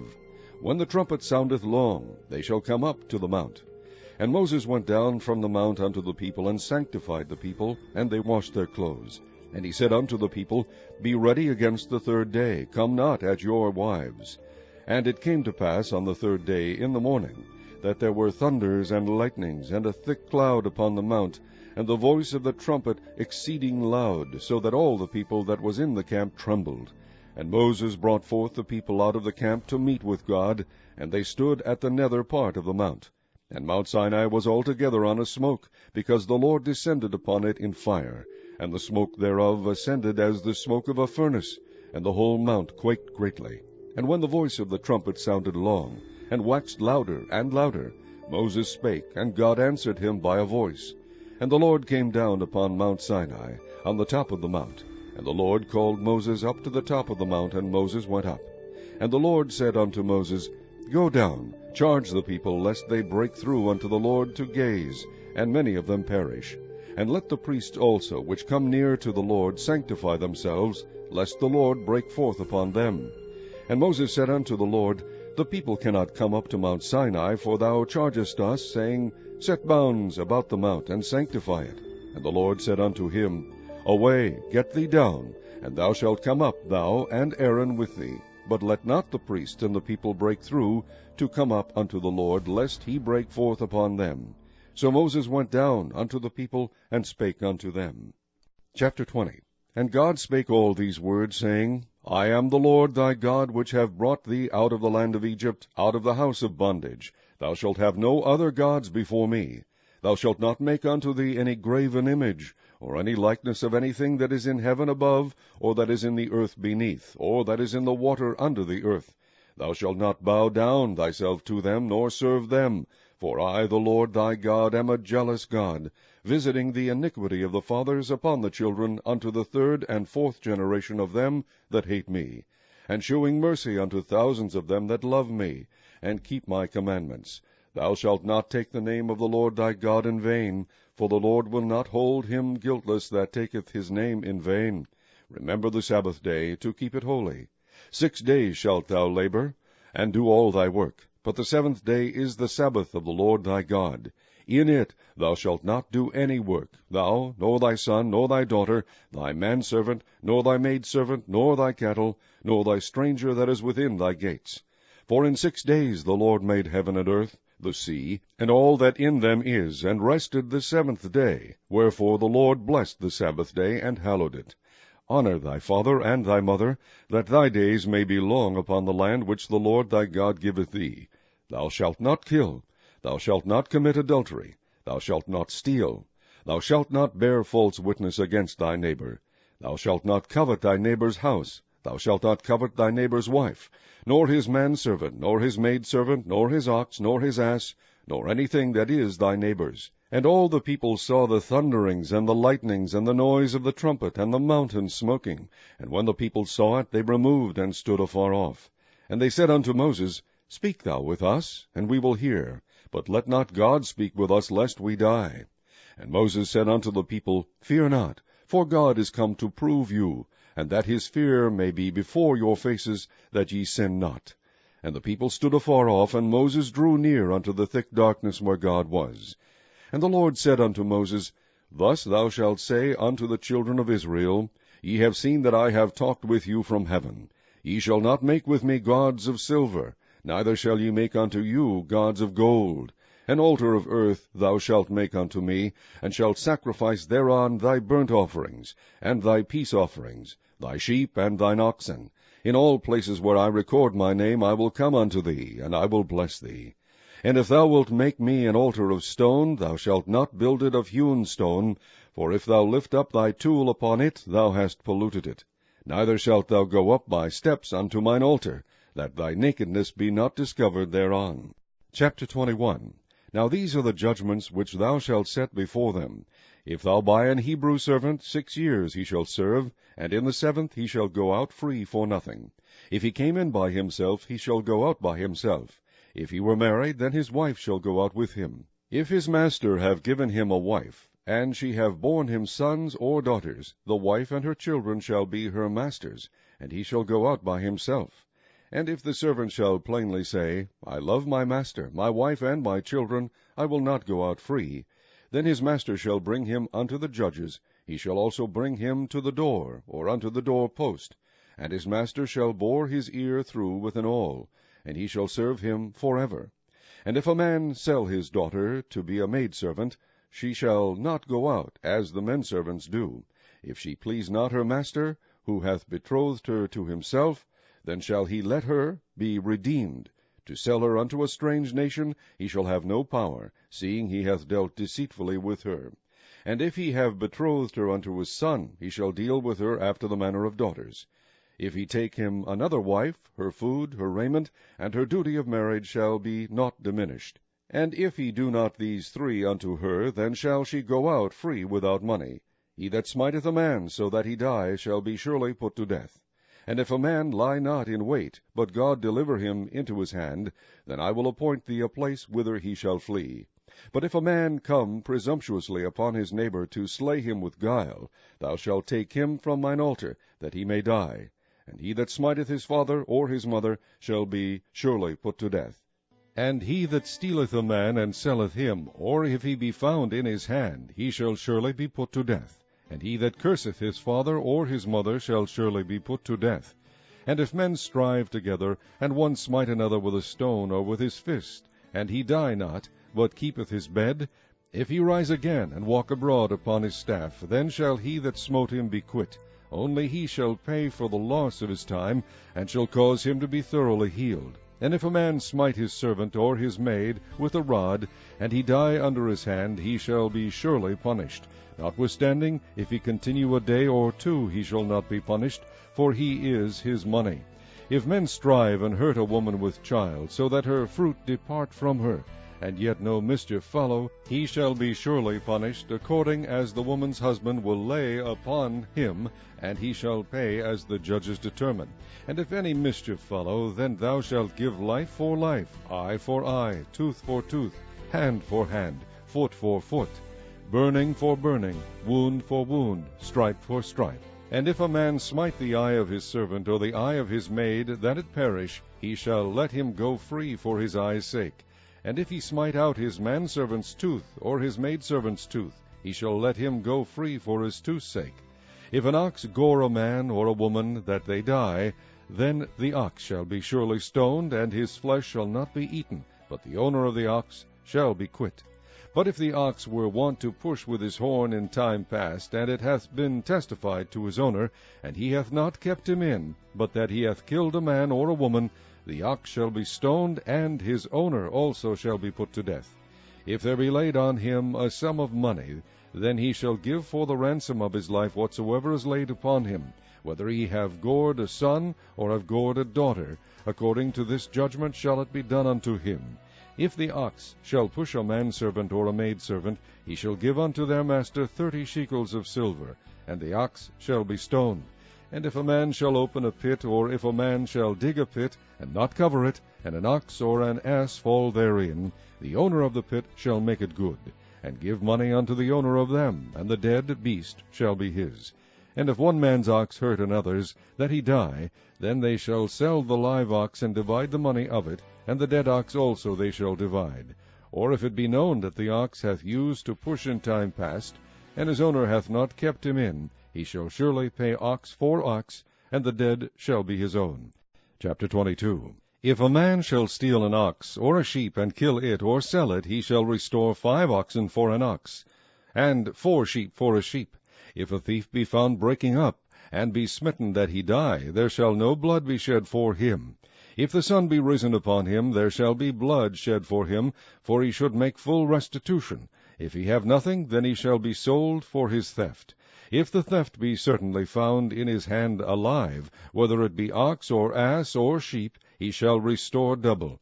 If a man shall cause a field or vineyard to be eaten, and shall put in his beast, and shall feed in another man's field, of the best of his own field, and of the best of his own vineyard shall he make restitution. If fire break out and catch in thorns, so that the stacks of corn, or the standing corn, or the field, be consumed therewith, he that kindled the fire shall surely make restitution. If a man shall deliver unto his neighbor money or stuff to keep, and it be stolen out of the man's house, if the thief be found, let him pay double. If the thief be not found, then the master of the house shall be brought unto the judges, to see whether he have put his hand unto his neighbor's goods. For all manner of trespass, whether it be for ox, for ass, for sheep, for raiment, or for any manner of lost thing, which another challengeth to be his, the cause of both parties shall come before the judges, and whom the judges shall condemn, he shall pay double unto his neighbor. If a man deliver unto his neighbor an ass, or an ox, or a sheep, or any beast to keep, and it die, or be hurt, or driven away, no man seeing it, then shall an oath of the Lord be between them both, that he hath not put his hand unto his neighbor's goods, and the owner of it shall accept thereof, and he shall not make it good. And if it be stolen from him, he shall make restitution unto the owner thereof. If it be torn in pieces, then let him bring it for witness, and he shall not make good that which was torn. And if a man borrow aught of his neighbor, and it be hurt, or die, the owner thereof being not with it, he shall surely make it good. But if the owner thereof be with it, he shall not make it good, if it be an hired thing, it came for his hire. And if a man entice a maid that is not betrothed, and lie with her, he shall surely endow her to be his wife. And if her father utterly refuse to give her unto him, he shall pay money according to the dowry of virgins. Thou shalt not suffer a witch to live. Whosoever lieth with a beast shall surely be put to death. He that sacrificeth unto any god, save unto the Lord only, he shall be utterly destroyed. Thou shalt neither vex a stranger, nor oppress him, for ye were strangers in the land of Egypt. Ye shall not afflict any widow or fatherless child. If thou afflict them in any wise, and they cry at all unto me, I will surely hear their cry, and my wrath shall wax hot. And I will kill you with the sword, and your wives shall be widows, and your children fatherless. If thou lend money to any of my people that is poor by thee, thou shalt not be to him as an usurer, neither shalt thou lay upon him usury. If thou at all take thy neighbor's raiment to pledge, thou shalt deliver it unto him by that the sun goeth down. For that is his covering only. It is his raiment for his skin, wherein shall he sleep. And it shall come to pass, when he crieth unto me, that I will hear, for I am gracious. Thou shalt not revile the gods, nor curse the ruler of thy people. Thou shalt not delay to offer the first of thy ripe fruits, and of thy liquors, the firstborn of thy sons shalt thou give unto me.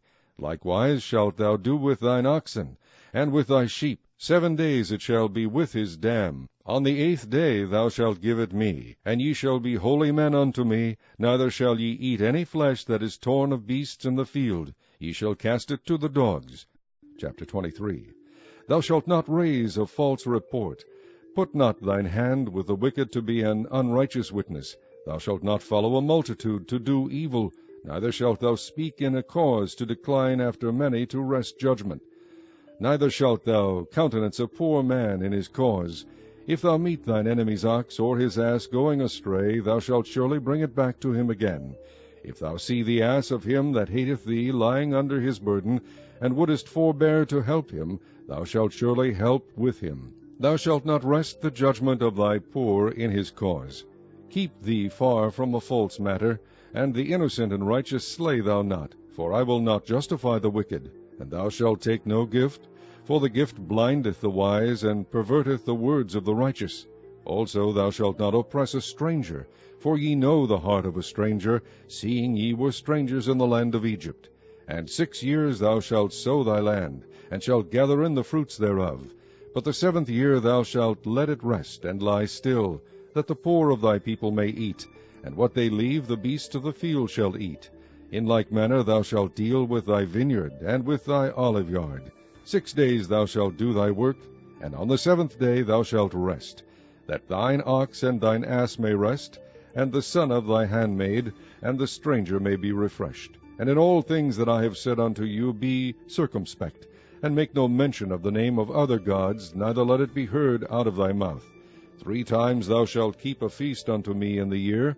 Thou shalt keep the feast of unleavened bread. Thou shalt eat unleavened bread 7 days, as I commanded thee, in the time appointed of the month Abib.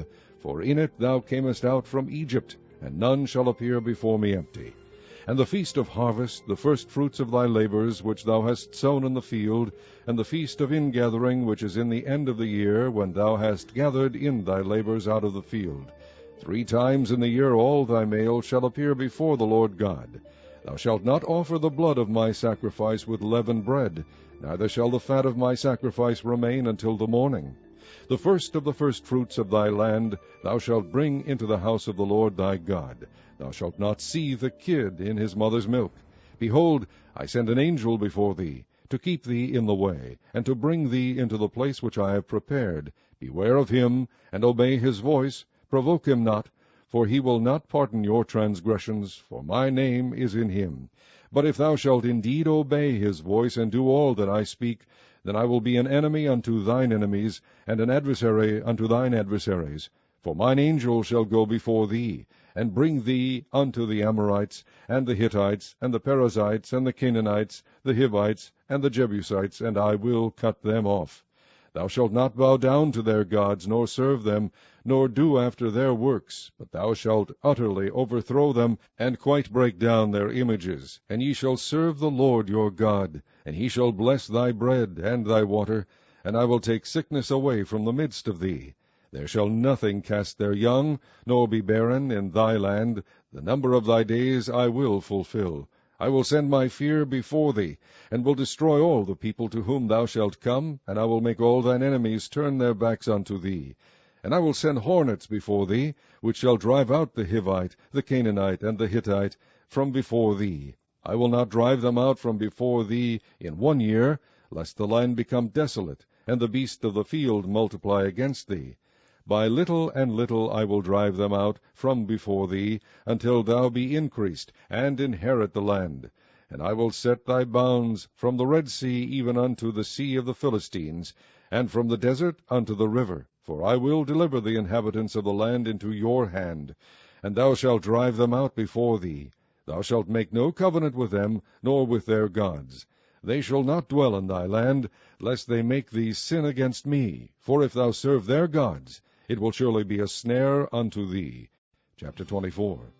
And he said unto Moses, Come up unto the Lord, thou and Aaron, Nadab, and Abihu, and 70 of the elders of Israel, and worship ye afar off.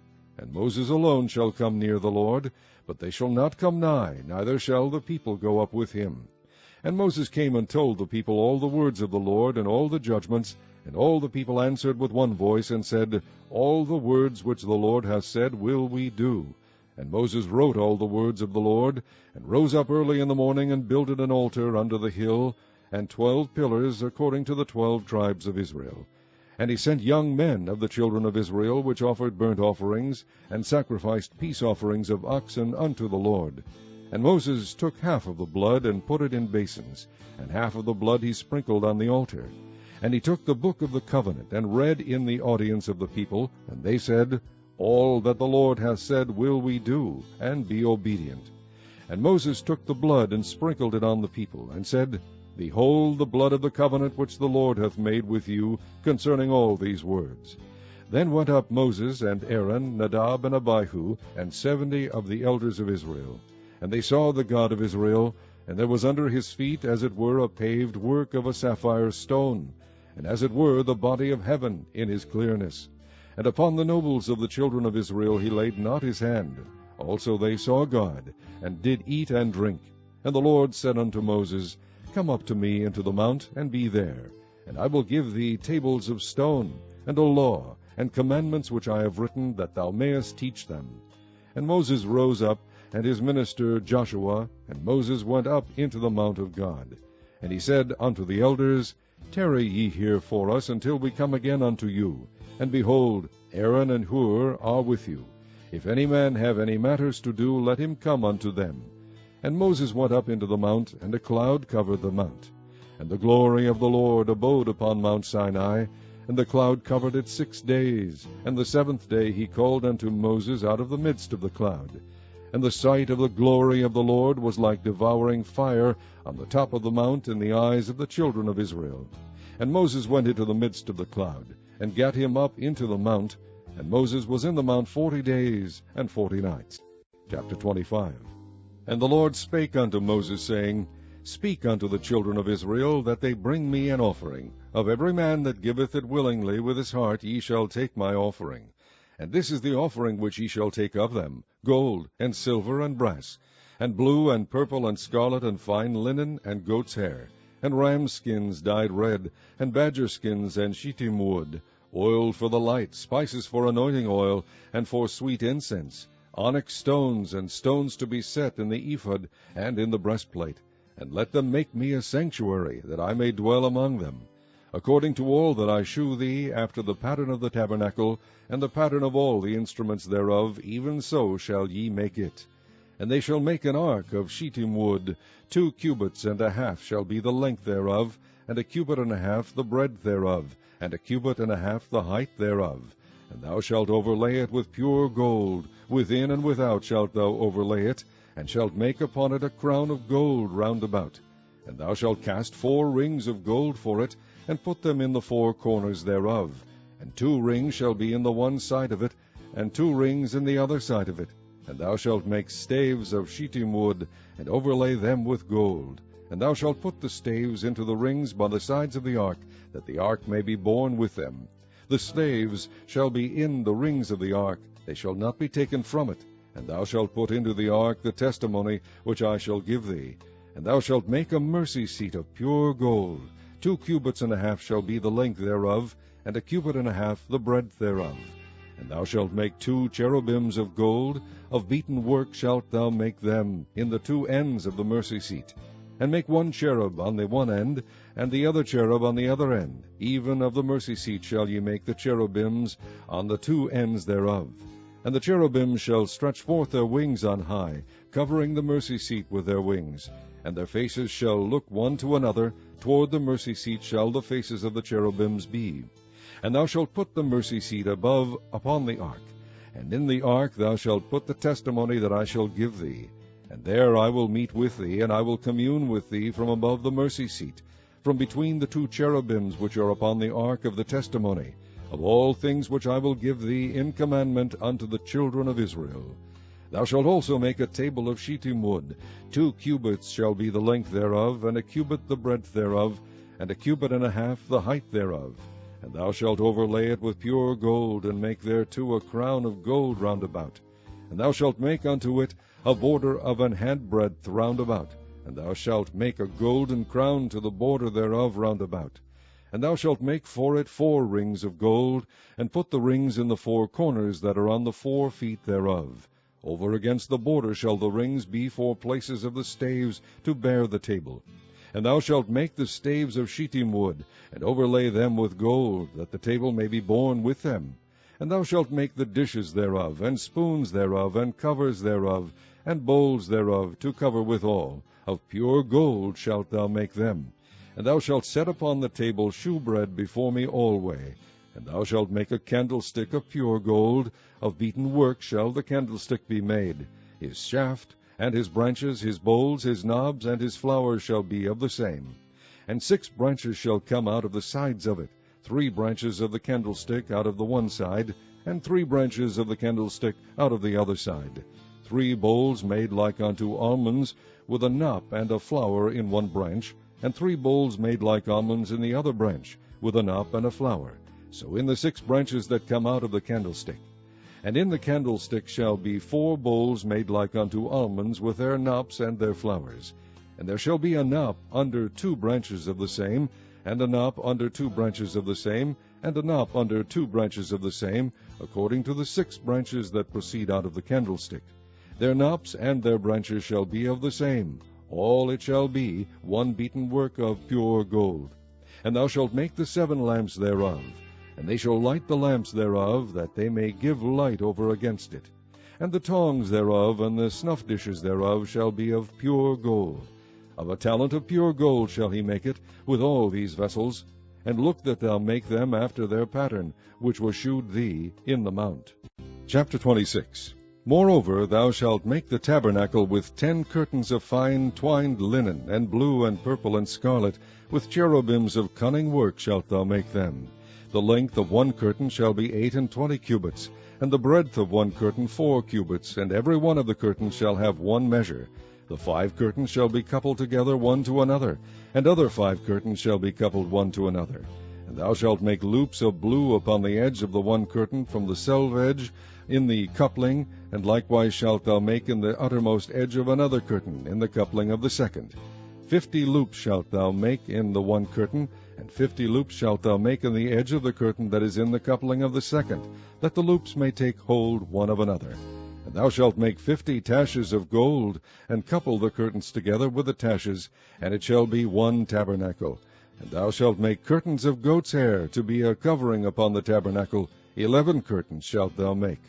The length of one curtain shall be 30 cubits, and the breadth of one curtain 4 cubits, and the 11 curtains shall be all of one measure. And thou shalt couple 5 curtains by themselves, and 6 curtains by themselves, and shalt double the 6th curtain in the forefront of the tabernacle. And thou shalt make 50 loops on the edge of the one curtain that is outmost in the coupling, and 50 loops in the edge of the curtain which coupleth the second. And thou shalt make 50 taches of brass, and put the taches into the loops, and couple the tent together, that it may be one. And the remnant that remaineth of the curtains of the tent, the half curtain that remaineth, shall hang over the back side of the tabernacle, and a cubit on the one side, and a cubit on the other side of that which remaineth in the length of the curtains of the tent. It shall hang over the sides of the tabernacle on this side and on that side to cover it. And thou shalt make a covering for the tent of ram skins dyed red, and a covering above of badger skins. And thou shalt make boards for the tabernacle of shittim wood standing up. 10 cubits shall be the length of a board, and a cubit and a half shall be the breadth of one board. 2 tenons shall there be in one board, set in order one against another. Thus shalt thou make for all the boards of the tabernacle. And thou shalt make the boards for the tabernacle, 20 boards on the south side southward. And thou shalt make 40 sockets of silver under the 20 boards, 2 sockets under one board for his 2 tenons, and 2 sockets under another board for his 2 tenons. And for the second side of the tabernacle on the north side there shall be 20 boards, and there 40 sockets of silver, 2 sockets under one board, and 2 sockets under another board. And for the skies of the tabernacle westward thou shalt make 6 boards, and 2 boards shalt thou make for the corners of the tabernacle in the 2 sides. And they shall be coupled together beneath, and they shall be coupled together above the head of it unto one ring. Thus shall it be for them both, they shall be for the 2 corners. And they shall be 8 boards, and their sockets of silver, 16 sockets, 2 sockets under one board, and 2 sockets under another board. And thou shalt make bars of shittim wood, 5 for the boards of the one side of the tabernacle, and 5 bars for the boards of the other side of the tabernacle, and 5 bars for the boards of the side of the tabernacle, for the 2 sides westward. And the middle bar in the midst of the boards shall reach from end to end.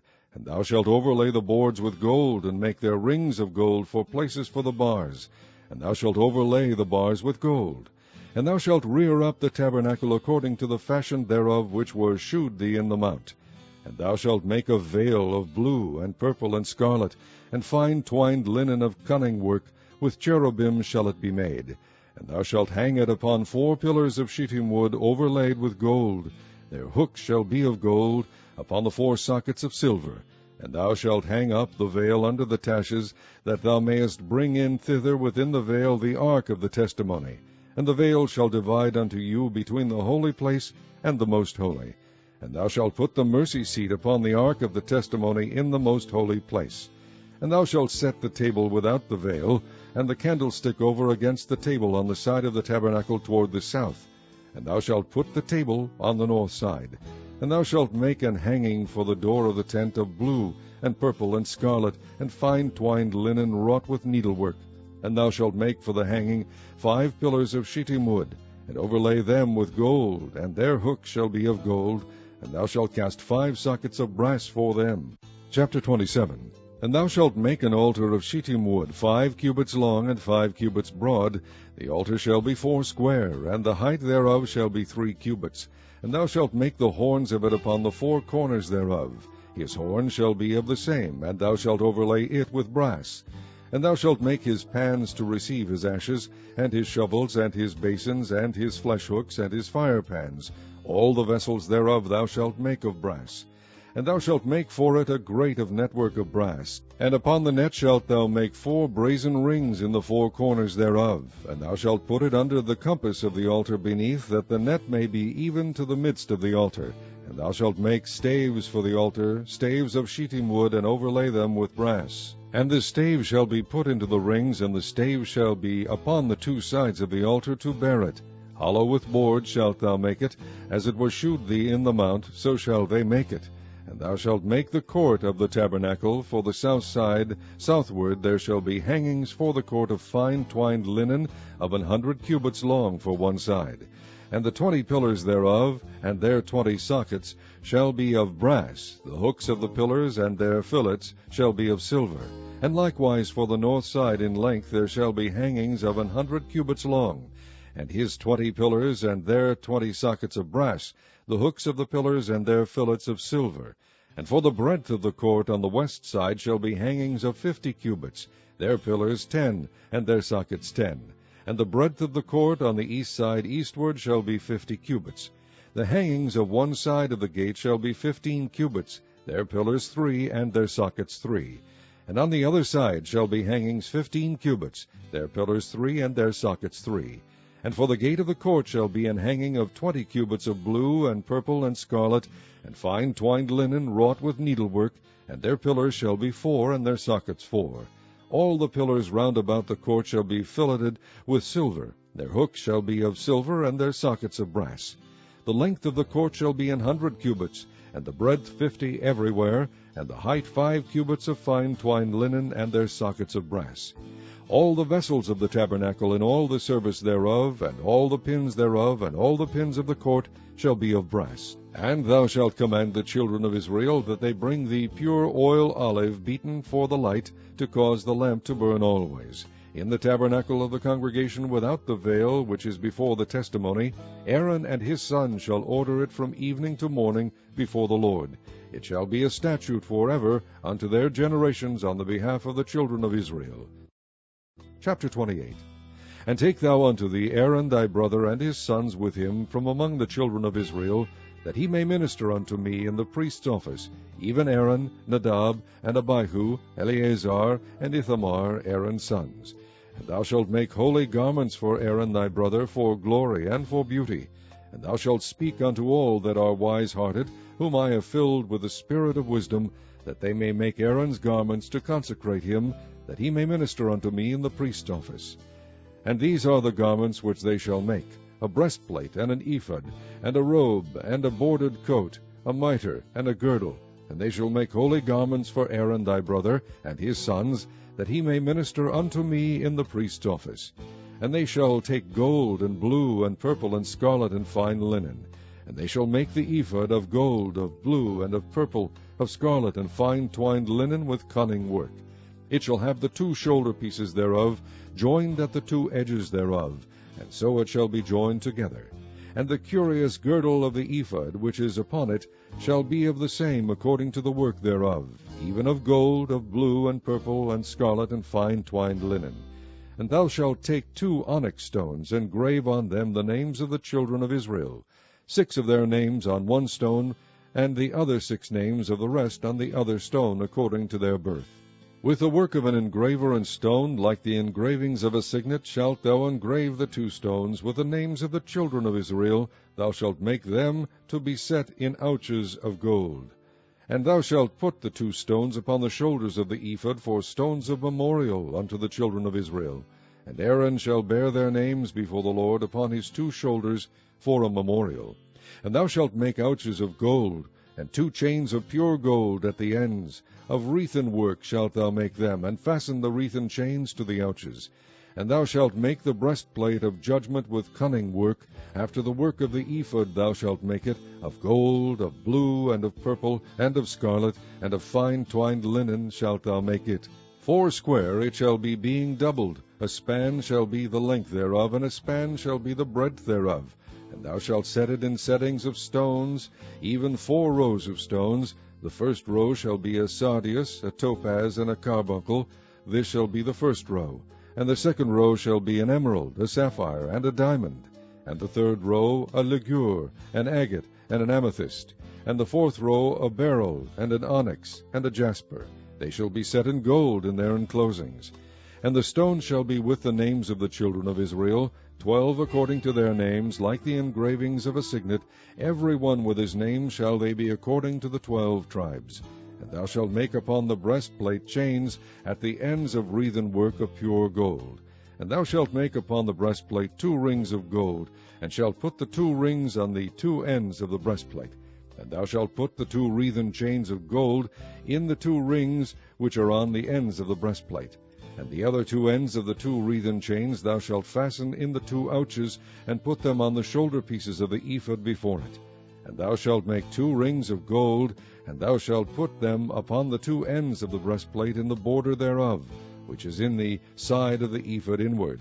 And 2 other rings of gold thou shalt make, and shalt put them on the 2 sides of the ephod underneath, toward the forepart thereof, over against the other coupling thereof, above the curious girdle of the ephod. And they shall bind the breastplate by the rings thereof unto the rings of the ephod with a lace of blue, that it may be above the curious girdle of the ephod, and that the breastplate be not loosed from the ephod. And Aaron shall bear the names of the children of Israel in the breastplate of judgment upon his heart, when he goeth in unto the holy place, for a memorial before the Lord continually. And thou shalt put in the breastplate of judgment the Urim and the Thummim, and they shall be upon Aaron's heart, when he goeth in before the Lord.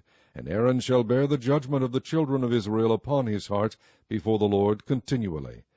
And thou shalt make the robe of the ephod all of blue, and there shall be an hole in the top of it, in the midst thereof. It shall have a binding of woven work round about the whole of it, as it were the hole of a habergeon, that it be not rent. And beneath upon the hem of it thou shalt make pomegranates of blue, and of purple, and of scarlet, round about the hem thereof, and bells of gold between them round about. A gold bell and a pomegranate, a gold bell and a pomegranate, upon the hem of the robe round about. And it shall be upon Aaron to minister, and his sound shall be heard when he goeth in unto the holy place before the Lord, and when he cometh out, that he die not.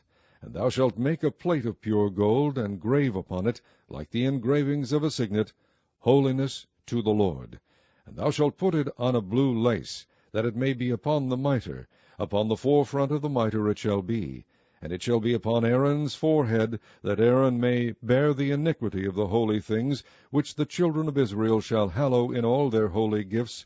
And it shall be always upon his forehead, that they may be accepted before the Lord.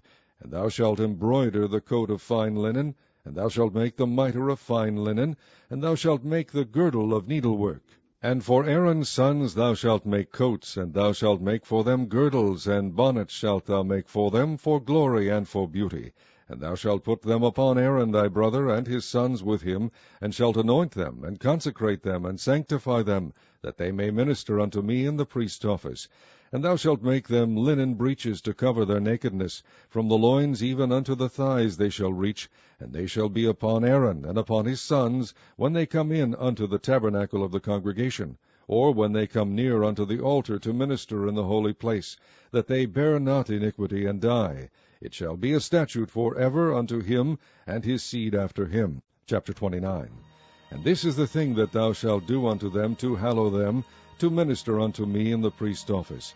Take 1 young bullock, and 2 rams without blemish, and unleavened bread, and cakes unleavened tempered with oil, and wafers unleavened anointed with oil, of wheaten flour shalt thou make them. And thou shalt put them into 1 basket, and bring them in the basket, with the bullock and the 2 rams. And Aaron and his sons thou shalt bring unto the door of the tabernacle of the congregation, and shalt wash them with water.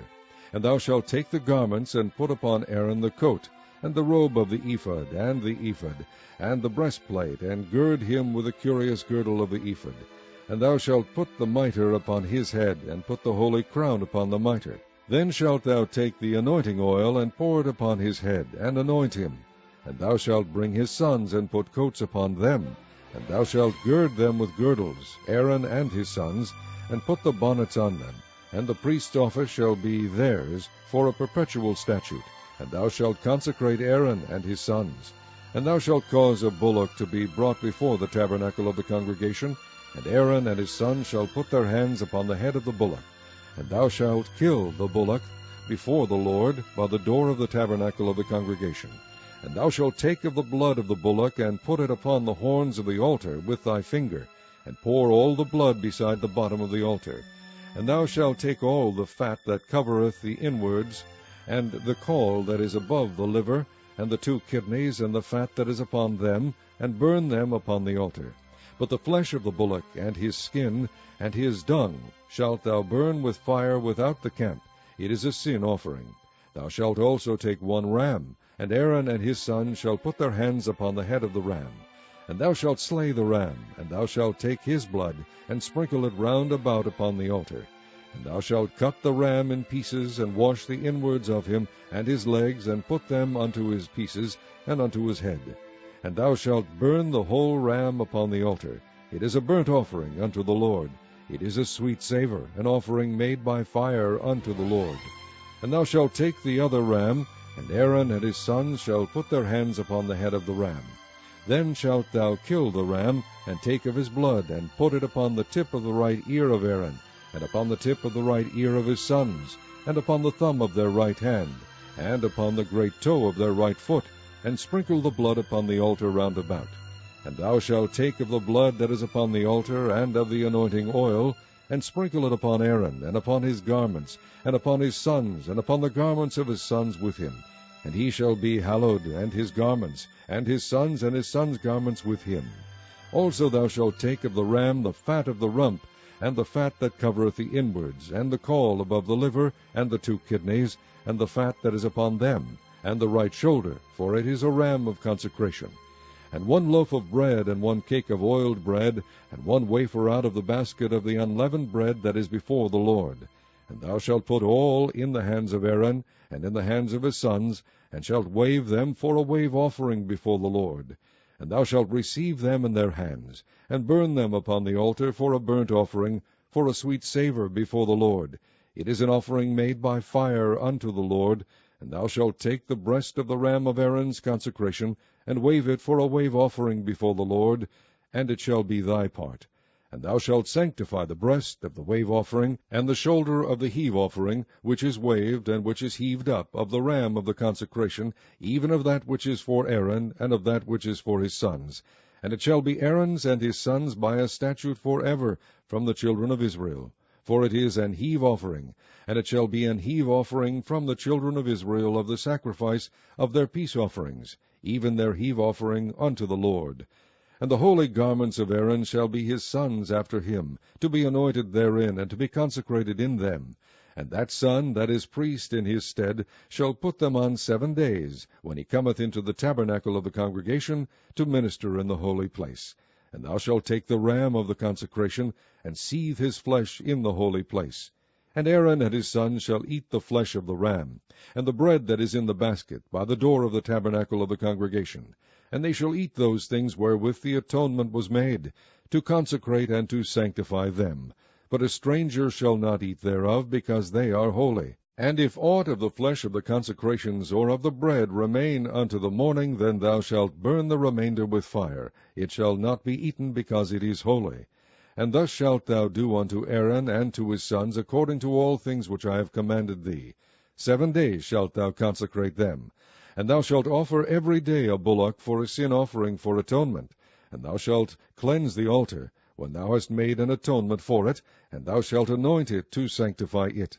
7 days thou shalt make an atonement for the altar, and sanctify it, and it shall be an altar most holy. Whatsoever toucheth the altar shall be holy. Now this is that which thou shalt offer upon the altar, 2 lambs of the first year, day by day continually. The 1 lamb thou shalt offer in the morning, and the other lamb thou shalt offer at even. And with the one lamb 1/10 deal of flour mingled with the 4th part of an hin of beaten oil, and the 4th part of an hin of wine for a drink offering. And the other lamb thou shalt offer at even, and shalt do thereto according to the meat offering of the morning, and according to the drink offering thereof, for a sweet savour, an offering made by fire unto the Lord. This shall be a continual burnt offering throughout your generations, at the door of the tabernacle of the congregation before the Lord, where I will meet you to speak there unto thee. And there I will meet with the children of Israel, and the tabernacle shall be sanctified by my glory. And I will sanctify the tabernacle of the congregation, and the altar. I will sanctify also both Aaron and his sons, to minister to me in the priest's office. And I will dwell among the children of Israel, and will be their God. And they shall know that I am the Lord their God, that brought them forth out of the land of Egypt, that I may dwell among them. I am the Lord their God. Chapter 30. And thou shalt make an altar to burn incense upon, of shittim wood shalt thou make it. A cubit shall be the length thereof, and a cubit the breadth thereof. 4 shall it be, and 2 cubits shall be the height thereof. The horns thereof shall be of the same. And thou shalt overlay it with pure gold, the top thereof, and the sides thereof round about, and the horns thereof. And thou shalt make unto it a crown of gold round about. And 2 golden rings shalt thou make to it under the crown of it. By the 2 corners thereof, upon the 2 sides of it shalt thou make it. And they shall be for places for the slaves to bear it withal. And thou shalt make the staves of shittim wood, and overlay them with gold. And thou shalt put it before the veil that is by the ark of the testimony, before the mercy seat that is over the testimony, where I will meet with thee. And Aaron shall burn thereon sweet incense every morning when he dresseth the lamps. He shall burn incense upon it. And when Aaron lighteth the lamps at even, he shall burn incense upon it, a perpetual incense before the Lord throughout your generations. Ye shall offer no strange incense thereon, nor burnt sacrifice, nor meat offering, neither shall ye pour drink offering thereon. And Aaron shall make an atonement upon the horns of it once in a year with the blood of the sin offering of atonements. Once in the year shall he make atonement upon it throughout your generations. It is most holy unto the Lord. And the Lord spake unto Moses, saying, When thou takest the sum of the children of Israel after their number, then shall they give every man a ransom for his soul unto the Lord, when thou numberest them, that there be no plague among them when thou numberest them. This they shall give, every one that passeth among them that are numbered, 1/2 shekel after the shekel of the sanctuary. A shekel is 20 gerahs, and 1/2 shekel shall be the offering of the Lord. Every one that passeth among them that are numbered, from 20 years old and above, shall give an offering unto the Lord. The rich shall not give more, and the poor shall not give less than 1/2 shekel, when they give an offering unto the Lord, to make an atonement for your souls. And thou shalt take the atonement money of the children of Israel, and shall appoint it for the service of the tabernacle of the congregation, that it may be a memorial unto the children of Israel before the Lord, to make an atonement for your souls. And the Lord spake unto Moses, saying, Thou shalt also make a laver of brass, and his foot also of brass, to wash withal. And thou shalt put it between the tabernacle of the congregation and the altar, and thou shalt put water therein. For Aaron and his sons shall wash their hands and their feet thereat. When they go into the tabernacle of the congregation, they shall wash with water, that they die not. And when they come near to the altar to minister, to burn offering made by fire unto the Lord, so they shall wash their hands and their feet, that they die not. And it shall be a statute forever to them, even to him and to his seed throughout their generations. Moreover the Lord spake unto Moses, saying, Take thou also unto thee principal spices, of pure myrrh 500 shekels, and of sweet cinnamon half so much, even 250 shekels, and of sweet calamus 250 shekels, and of cassia 500 shekels, after the shekel of the sanctuary, and of oil, olive, and hin. And thou shalt make it an oil of holy ointment, an ointment compound after the art of the apothecary. It shall be an holy anointing oil. And thou shalt anoint the tabernacle of the congregation therewith, and the ark of the testimony, and the table and all his vessels, and the candlestick and his vessels, and the altar of incense, and the altar of burnt offering with all his vessels, and the laver and his foot. And thou shalt sanctify them, that they may be most holy. Whatsoever toucheth them shall be holy. And thou shalt anoint Aaron and his sons, and consecrate them, that they may minister unto me in the priest's office. And thou shalt speak unto the children of Israel, saying, This shall be an holy anointing oil unto me throughout your generations. Upon man's flesh shall it not be poured, neither shall ye make any other like it. After the composition of it, it is holy, and it shall be holy unto you. Whosoever compoundeth any like it, or whosoever putteth any of it upon a stranger, shall even be cut off from his people. And the Lord said unto Moses, Take unto the sweet spices, stacte, and onycha, and galbanum, these sweet spices with pure frankincense, of each shall there be a like weight. And thou shalt make it a perfume, a confection after the art of the apothecary, tempered together, pure and holy. And thou shalt beat some of it very small, and put of it before the testimony in the tabernacle of the congregation, where I will meet with thee. It shall be unto you most holy. And as for the perfume which thou shalt make, ye shall not make to yourselves according to the composition thereof. It shall be unto thee holy for the Lord. Whosoever shall make like unto that, to smell thereto, shall even be cut off from his people. Chapter 31. And the Lord spake unto Moses, saying, See, I have called by name Bezaleel, the son of Uri, the son of Hur, of the tribe of Judah. And I have filled him with the Spirit of God in wisdom, and in understanding, and in knowledge, and in all manner of workmanship, to devise cunning works, to work in gold, and in silver, and in brass, and in cutting of stones to set them, and in carving of timber, to work in all manner of workmanship. And I, behold, I have given with him Aholiab, the son of Ahisamach, of the tribe of Dan. And in the hearts of all that are wise-hearted I have put wisdom, that they may make all that I have commanded thee, the tabernacle of the congregation, and the ark of the testimony, and the mercy seat that is thereupon, and all the furniture of the tabernacle, and the table and his furniture, and the pure candlestick with all his furniture, and the altar of incense, and the altar of burnt offering with all his furniture, and the laver and his foot, and the cloths of service, and the holy garments for Aaron the priest, and the garments of his sons, to minister in the priest's office, and the anointing oil, and sweet incense for the holy place, according to all that I have commanded thee shall they do.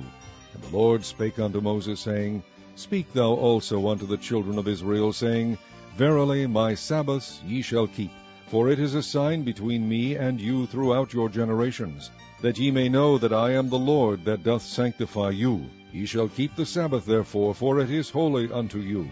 Every one that defileth it shall surely be put to death. For whosoever doeth any work therein, that soul shall be cut off from among his people. 6 days may work be done, but in the 7th is the Sabbath of rest, holy to the Lord. Whosoever doeth any work in the Sabbath day, he shall surely be put to death. Wherefore the children of Israel shall keep the Sabbath, to observe the Sabbath throughout their generations for a perpetual covenant. It is a sign between me and the children of Israel forever.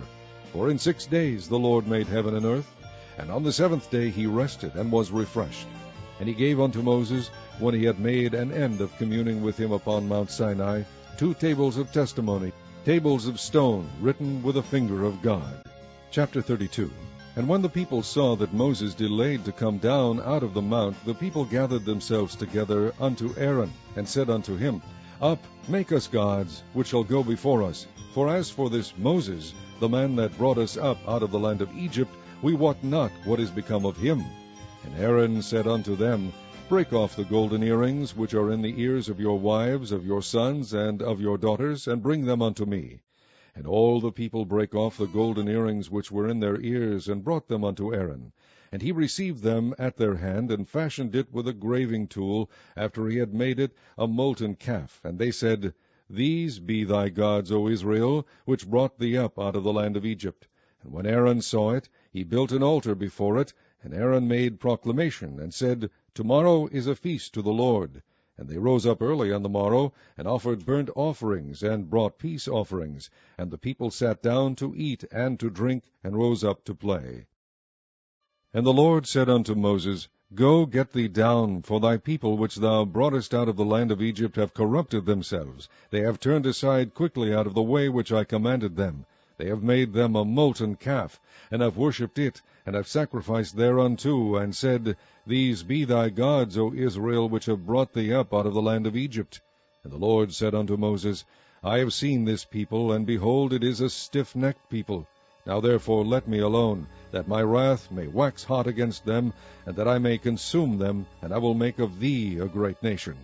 And Moses besought the Lord his God, and said, Lord, why doth thy wrath wax hot against thy people, which thou hast brought forth out of the land of Egypt with great power and with a mighty hand? Wherefore should the Egyptians speak and say, For mischief did he bring them out, to slay them in the mountains, and to consume them from the face of the earth? Turn from thy fierce wrath, and repent of this evil against thy people.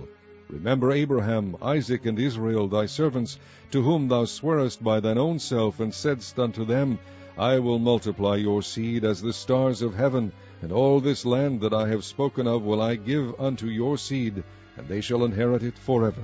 And the Lord repented of the evil which he thought to do unto his people. And Moses turned and went down from the mount, and the 2 tables of the testimony were in his hand, and the tables were written on both their sides, on the one side and on the other were they written. And the tables were the work of God, and the writing was the writing of God, graven upon the tables. And when Joshua heard the noise of the people as they shouted, he said unto Moses, There is a noise of war in the camp. And he said, It is not the voice of them that shout for mastery, neither is it the voice of them that cry for being overcome, but the noise of them that sing do I hear. And it came to pass, as soon as he came nigh unto the camp, that he saw the calf and the dancing. And Moses' anger waxed hot, and he cast the tables out of his hands, and brake them beneath the mount. And he took the calf which they had made, and burnt it in the fire, and ground it to powder, and strawed it upon the water, and made the children of Israel drink of it. And Moses said unto Aaron, What did this people unto thee, that thou hast brought so great a sin upon them? And Aaron said, Let not the anger of my Lord wax hot. Thou knowest the people, that they are set on mischief. For they said unto me, Make us gods, which shall go before us. For as for this Moses, the man that brought us up out of the land of Egypt, we wot not what is become of him. And I said unto them, Whosoever hath any gold, let them break it off. So they gave it me. Then I cast it into the fire, and there came out this calf. And when Moses saw that the people were naked, for Aaron had made them naked unto their shame among their enemies, then Moses stood in the gate of the camp, and said, Who is on the Lord's side? Let him come unto me. And all the sons of Levi gathered themselves together unto him. And he said unto them, Thus saith the Lord God of Israel, Put every man his sword by his side, and go in and out from the gate to gate throughout the camp, and slay every man his brother, and every man his companion, and every man his neighbor. And the children of Levi did according to the word of Moses, and there fell of the people that day about 3,000 men. For Moses had said, Consecrate yourselves today to the Lord, even every man upon his son, and upon his brother, that he may bestow upon you a blessing this day.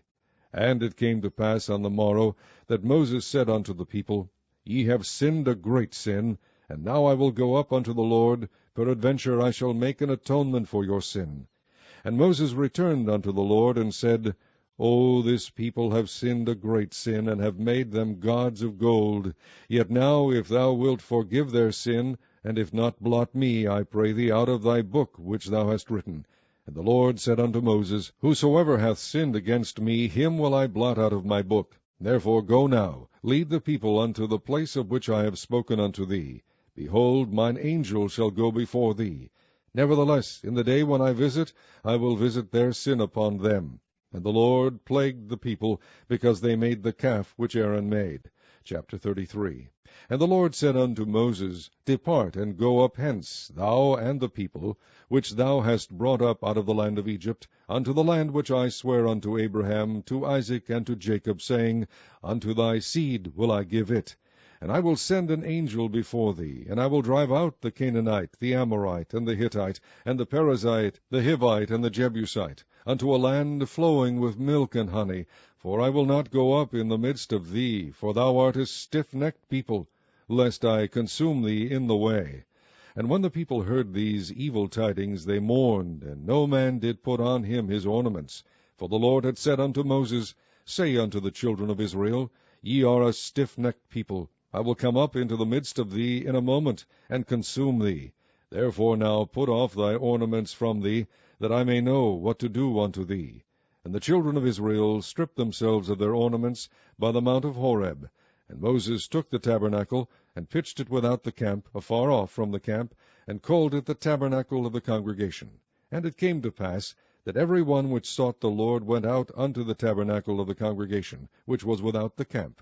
And it came to pass, when Moses went out unto the tabernacle, that all the people rose up, and stood every man at his tent door, and looked after Moses until he was gone into the tabernacle. And it came to pass, as Moses entered into the tabernacle, the cloudy pillar descended, and stood at the door of the tabernacle, and the Lord talked with Moses.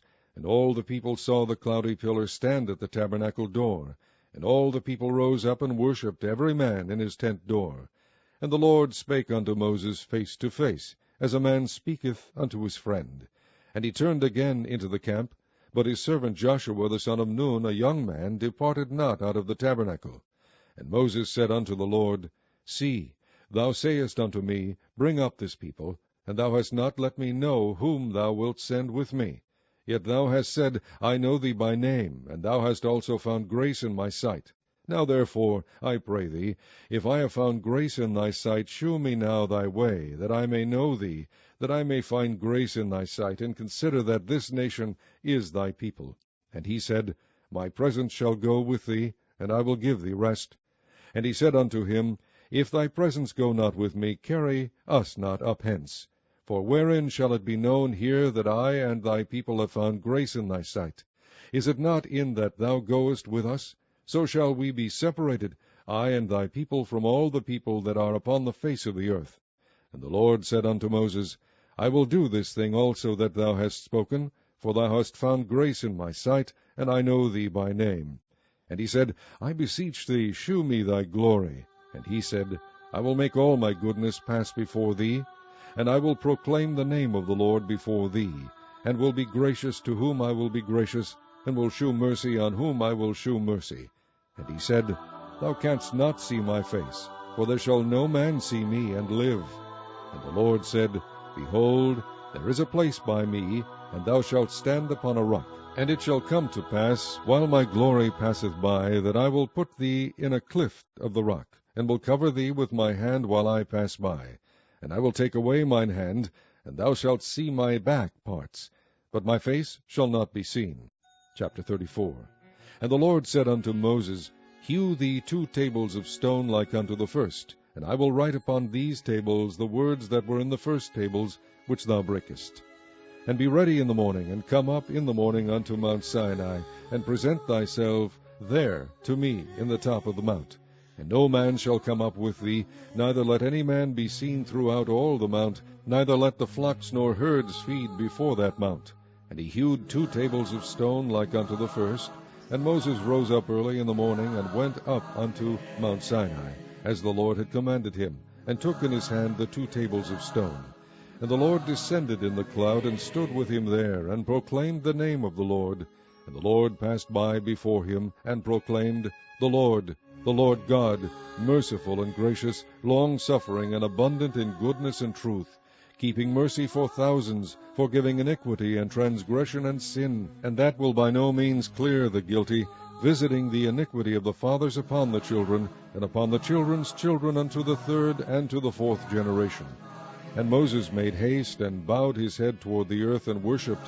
And he said, If now I have found grace in thy sight, O Lord, let my Lord, I pray thee, go among us. For it is a stiff-necked people, and pardon our iniquity and our sin, and take us for thine inheritance.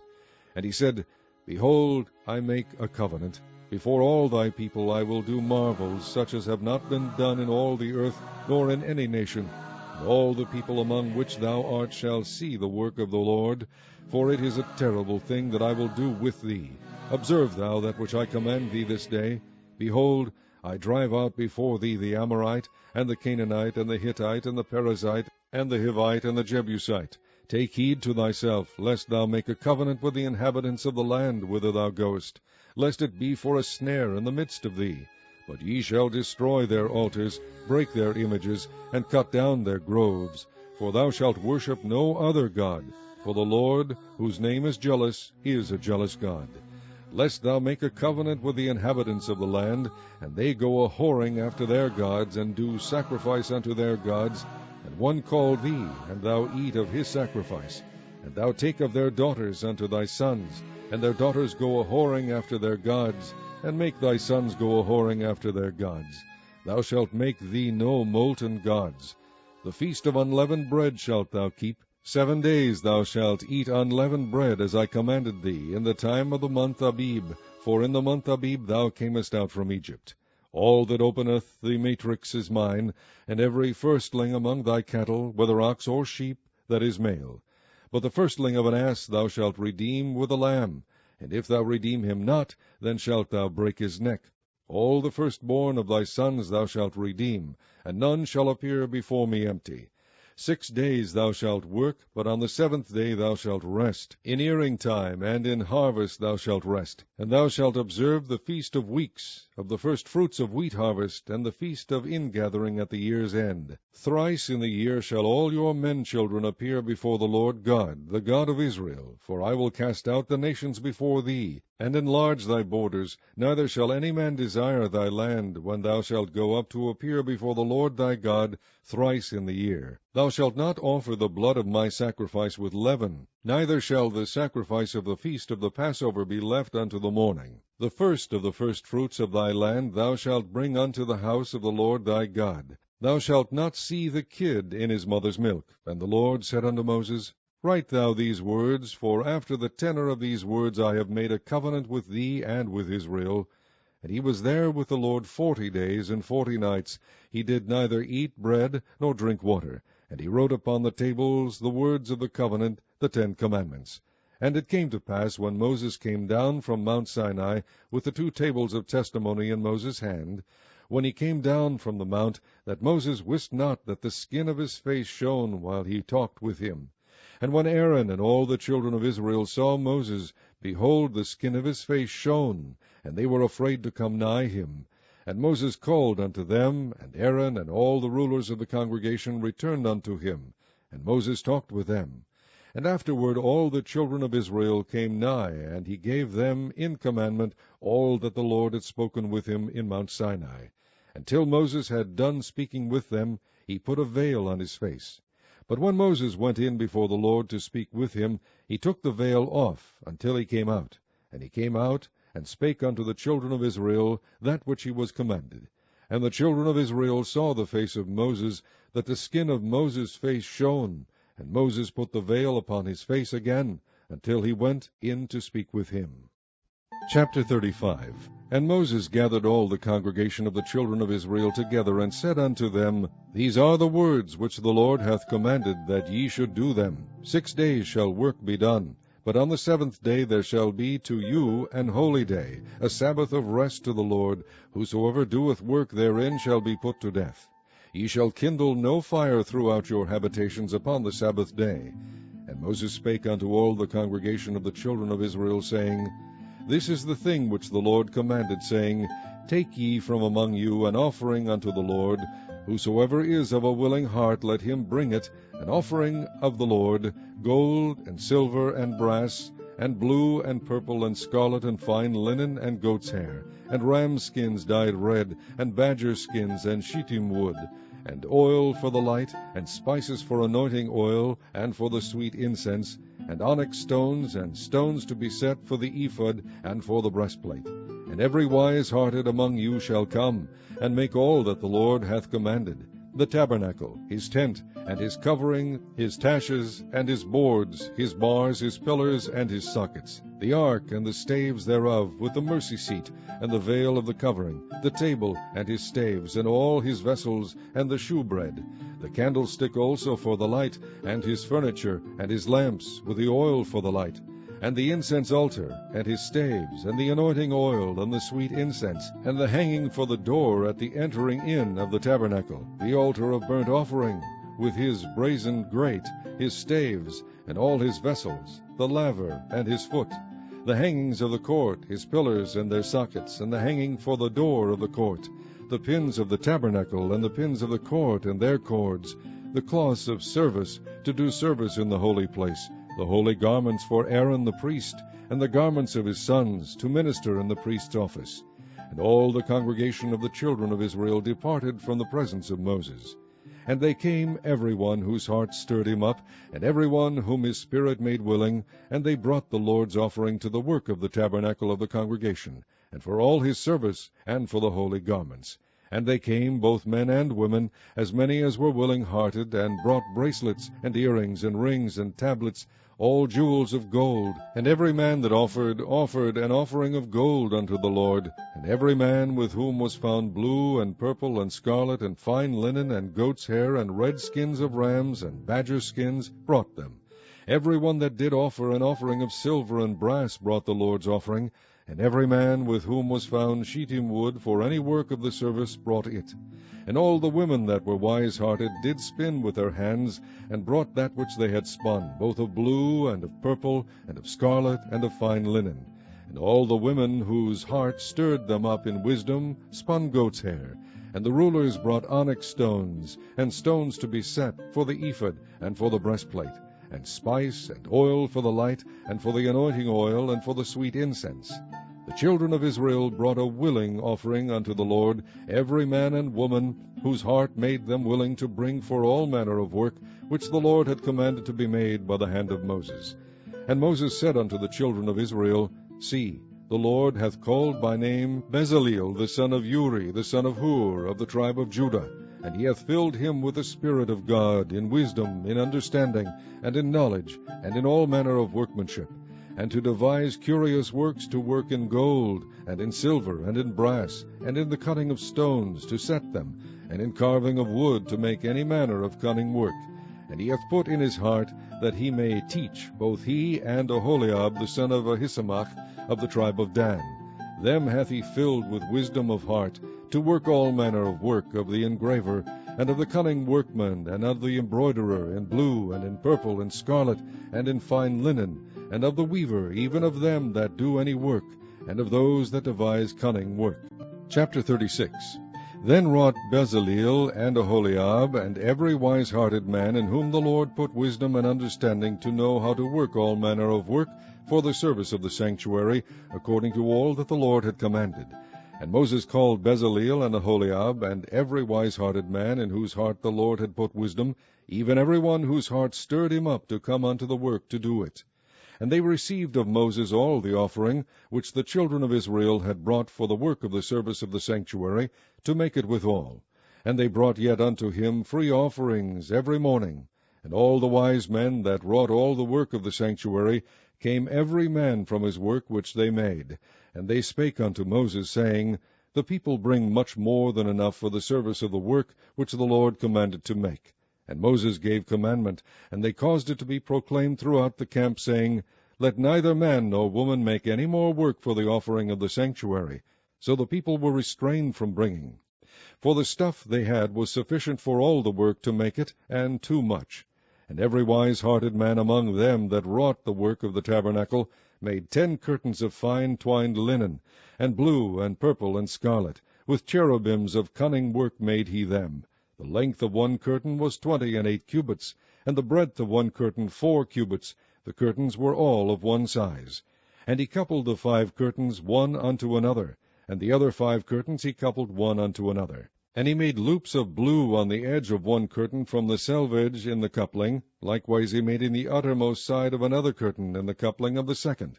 50 loops made he in one curtain, and 50 loops made he in the edge of the curtain which was in the coupling of the second. The loops held one curtain to another. And he made 50 taches of gold, and coupled the curtains one unto another with the taches. So it became one tabernacle. And he made curtains of goat's hair for the tent over the tabernacle. 11 curtains he made them. The length of one curtain was 30 cubits, and 4 cubits was the breadth of one curtain. The 11 curtains were of one size. And he coupled 5 curtains by themselves, and 6 curtains by themselves. And he made 50 loops upon the uttermost edge of the curtain in the coupling, and 50 loops made he upon the edge of the curtain which coupleth the second. And he made 50 taches of brass to couple the tent together, that it might be one. And he made a covering for the tent of ram skins dyed red, and a covering of badger skins above that. And he made boards for the tabernacle of shittim wood, standing up. The length of a board was 10 cubits, and the breadth of a board 1 cubit and a half. One board had 2 tenons equally distant one from another. Thus did he make for all the boards of the tabernacle. And he made boards for the tabernacle, 20 boards for the south side southward, and 40 sockets of silver he made under the 20 boards, 2 sockets under one board for his 2 tenons, and 2 sockets under another board for his 2 tenons. And for the other side of the tabernacle, which is toward the north corner, he made 20 boards, and there 40 sockets of silver, 2 sockets under one board, and 2 sockets under another board. And for the sides of the tabernacle westward he made 6 boards, and 2 boards made he for the corners of the tabernacle in the 2 sides. And they were coupled beneath, and coupled together at the head thereof to one ring. Thus he did to both of them in both the corners. And there were 8 boards, and their sockets were 16 sockets of silver, under every board 2 sockets. And he made bars of shittim wood, 5 for the boards of the one side of the tabernacle, and 5 bars for the boards of the other side of the tabernacle, and 5 bars for the boards of the tabernacle for the sides westward. And he made the middle bar to shoot through the boards from the one end to the other. And he overlaid the boards with gold, and made their rings of gold to be places for the bars, and overlaid the bars with gold. And he made a veil of blue, and purple, and scarlet, and fine twined linen. With cherubims made he it of cunning work. And he made thereunto 4 pillars of shittim wood, and overlaid them with gold. Their hooks were of gold, and he cast for them 4 sockets of silver. And he made an hanging for the tabernacle door of blue, and purple, and scarlet, and fine twined linen of needlework, and the 5 pillars of it with their hooks, and he overlaid their chapiters and their fillets with gold, but their 5 sockets were of brass. Chapter 37. And Bezaleel made the ark of shittim wood. 2 cubits and a half was the length of it, and 1 cubit and a half the breadth of it, and 1 cubit and a half the height of it. And he overlaid it with pure gold within and without, and made a crown of gold to it round about. And he cast for it 4 rings of gold to be set by the 4 corners of it, even 2 rings upon the one side of it, and 2 rings upon the other side of it. And he made staves of shittim wood, and overlaid them with gold. And he put the staves into the rings by the sides of the ark to bear the ark. And he made the mercy seat of pure gold. 2 cubits and a half was the length thereof, and 1 cubit and a half the breadth thereof.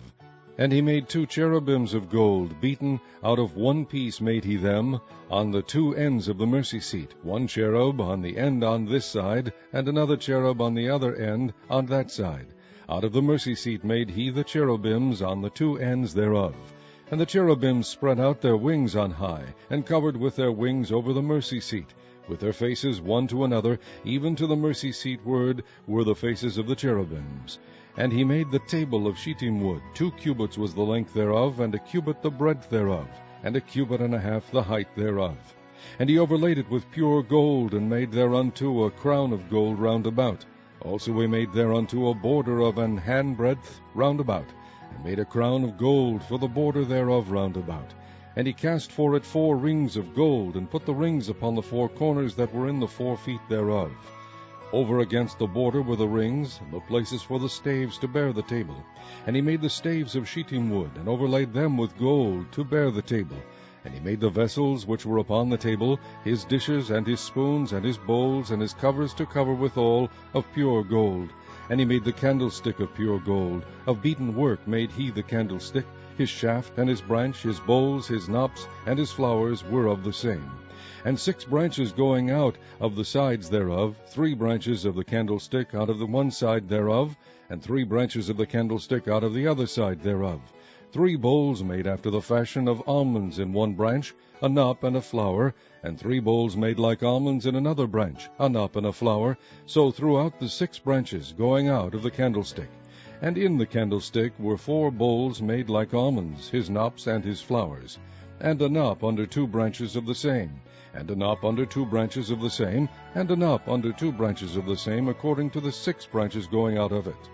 Their knops and their branches were of the same. All of it was one beaten work of pure gold. And he made his 7 lamps and his snuffers and his snuff dishes of pure gold. Of a talent of pure gold made he it and all the vessels thereof. And he made the incense altar of shittim wood. The length of it was 1 cubit, and the breadth of it 1 cubit. It was 4 square, and 2 cubits was the height of it. The horns thereof were of the same. And he overlaid it with pure gold, both the top of it and the sides thereof round about, and the horns of it. Also he made unto it a crown of gold round about. And he made 2 rings of gold for it under the crown thereof, by the 2 corners of it, upon the 2 sides thereof, to be places for the staves to bear it withal. And he made the staves of shittim wood, and overlaid them with gold. And he made the holy anointing oil, and the pure incense of sweet spices, according to the work of the apothecary. Chapter 38. And he made the altar of burnt offering of shittim wood. 5 cubits was the length thereof, and 5 cubits the breadth thereof. It was 4 square, and 3 cubits the height thereof. And he made the horns thereof on the 4 corners of it. The horns thereof were of the same, and he overlaid it with brass. And he made all the vessels of the altar, the pots, and the shovels, and the basins, and the flesh hooks, and the fire pans. All the vessels thereof made he of brass. And he made for the altar a brazen grate of network under the compass thereof, beneath unto the midst of it. And he cast 4 rings for the 4 ends of the grate of brass, to be places for the staves. And he made the staves of shittim wood, and overlaid them with brass. And he put the staves into the rings on the sides of the altar, to bear it withal. He made the altar hollow, with boards. And he made the laver of brass, and the foot of it of brass, of the looking-glass of the women assembling, which assembled all the door of the tabernacle of the congregation. And he made the court on the south side southward. The hangings of the court were of fine twined linen, 100 cubits. Their pillars were 20, and their brazen sockets 20. The hooks of the pillars and their fillets were of silver. And for the north side the hangings were 100 cubits. Their pillars were 20, and their sockets of brass 20. The hooks of the pillars and their fillets of silver. And for the west side were hangings of 50 cubits. Their pillars 10, and their sockets 10, the hooks of the pillars and their fillets of silver. And for the east side eastward 50 cubits. The hangings of the one side of the gate were 15 cubits, their pillars 3, and their sockets 3. And for the other side of the court gate, on this hand and that hand, were hangings of 15 cubits, their pillars 3, and their sockets 3. All the hangings of the court round about were of fine twined linen, and the sockets for the pillars were of brass, the hooks of the pillars and their fillets of silver, and the overlaying of their chapiters of silver, and all the pillars of the court were filleted with silver. And the hanging for the gate of the court was needlework of blue and purple and scarlet and fine twined linen, and 20 cubits was the length, and the height in the breadth was 5 cubits, answerable to the hangings of the court. And their pillars were 4, and their sockets of brass 4, their hooks of silver, and the overlaying of their chapiters and their fillets of silver. And all the pins of the tabernacle and the court round about were of brass. This is the sum of the tabernacle, even of the tabernacle of testimony, as it was counted, according to the commandment of Moses, for the service of the Levites, by the hand of Ithamar, son to Aaron the priest. And Bezaleel the son of Uri, the son of Hur, of the tribe of Judah, made all that the Lord commanded Moses. And with him was Aholiab, son of Ahisamach, of the tribe of Dan, an engraver, and a cunning workman, and an embroiderer in blue, and in purple, and in scarlet, and fine linen. All the gold that was occupied for the work in all the work of the holy place, even the gold of the offering, was 29 talents, and 730 shekels, after the shekel of the sanctuary. And the silver of them that were numbered of the congregation was 100 talents, and 1,760 shekels, after the shekel of the sanctuary. A bekah for every man, that is, half a shekel, after the shekel of the sanctuary, for every one that went to be numbered, from 20 years old and upward, for 600,000 and 3,550 men. And of the 100 talents of silver were cast the sockets of the sanctuary, and the sockets of the veil, 100 sockets of the 100 talents, a talent for a socket. And of the 1,775 shekels he made hooks for the pillars, and overlaid their chapiters, and filleted them. And the brass of the offering was 70 talents, and the 2,400 shekels. And therewith he made the sockets to the door of the tabernacle of the congregation, and the brazen altar, and the brazen grate for it, and all the vessels of the altar, and the sockets of the court round about, and the sockets of the court gate, and all the pins of the tabernacle, and all the pins of the court round about. Chapter 39. And of the blue and purple and scarlet they made cloths of service, to do service in the holy place, and made the holy garments for Aaron, as the Lord commanded Moses. And he made the ephod of gold, blue and purple and scarlet and fine twined linen. And they did beat the gold into thin plates, and cut it into wires, to work it in the blue, and in the purple, and in the scarlet, and in the fine linen, with cunning work. They made shoulder pieces for it, to couple it together with the two edges was it coupled together. And the curious girdle of his ephod that was upon it was of the same according to the work thereof, of gold, blue, and purple, and scarlet, and fine twined linen, as the Lord commanded Moses. And they wrought onyx stones enclosed in ouches of gold, graven, as signets are graven, with the names of the children of Israel. And he put them on the shoulders of the ephod, that they should be stones for a memorial to the children of Israel, as the Lord commanded Moses. And he made the breastplate of cunning work, like the work of the ephod, of gold, blue, and purple, and scarlet, and fine twined linen. It was foursquare. They made the breastplate double. A span was the length thereof, and a span the breadth thereof, being doubled. And they set in it 4 rows of stones. The first row was a sardius, a topaz, and a carbuncle. That was the first row. And the second row an emerald, a sapphire, and a diamond. And the third row a ligure, an agate, and an amethyst. And the fourth row a beryl, an onyx, and a jasper. They were enclosed in ouches of gold in their enclosings. And the stones were according to the names of the children of Israel, 12, according to their names, like the engravings of a signet, every one with his name, according to the 12 tribes. And they made upon the breastplate chains at the ends of wreathen work of pure gold. And they made 2 ouches of gold, 2 gold rings, and put the 2 rings in the 2 ends of the breastplate. And they put the 2 wreathen chains of gold in the 2 rings on the ends of the breastplate. And the 2 ends of the 2 wreathen chains they fastened in the 2 ouches, and put them on the shoulder pieces of the ephod before it. And they made 2 rings of gold, and put them on the 2 ends of the breastplate, upon the border of it, which was on the side of the ephod inward. And they made 2 other golden rings, and put them on the 2 sides of the ephod underneath, toward the forepart of it, over against the other coupling thereof, above the curious girdle of the ephod. And they did bind the breastplate by his rings unto the rings of the ephod with a lace of blue, that it might be above the curious girdle of the ephod, and that the breastplate might not be loosed from the ephod, as the Lord commanded Moses. And he made the robe of the ephod of woven work, all of blue. And there was an hole in the midst of the robe, as the hole of an habergeon, with a band round about the hole, that it should not rend. And they made upon the hems of the robe pomegranates of blue and purple and scarlet and twined linen. And they made bells of pure gold, and put the bells between the pomegranates upon the hem of the robe, round about between the pomegranates, a bell and a pomegranate, a bell and a pomegranate, round about the hem of the robe, to minister in, as the Lord commanded Moses. And they made coats of fine linen of woven work for Aaron and for his sons, and a mitre of fine linen, and goodly bonnets of fine linen, and linen breeches of fine twined linen, and a girdle of fine twined linen, and blue and purple and scarlet of needlework, as the Lord commanded Moses. And they made the plate of the holy crown of pure gold, and wrote upon it a writing like to the engravings of a signet, Holiness to the Lord. And they tied unto it a lace of blue, to fasten it on high upon the mitre, as the Lord commanded Moses.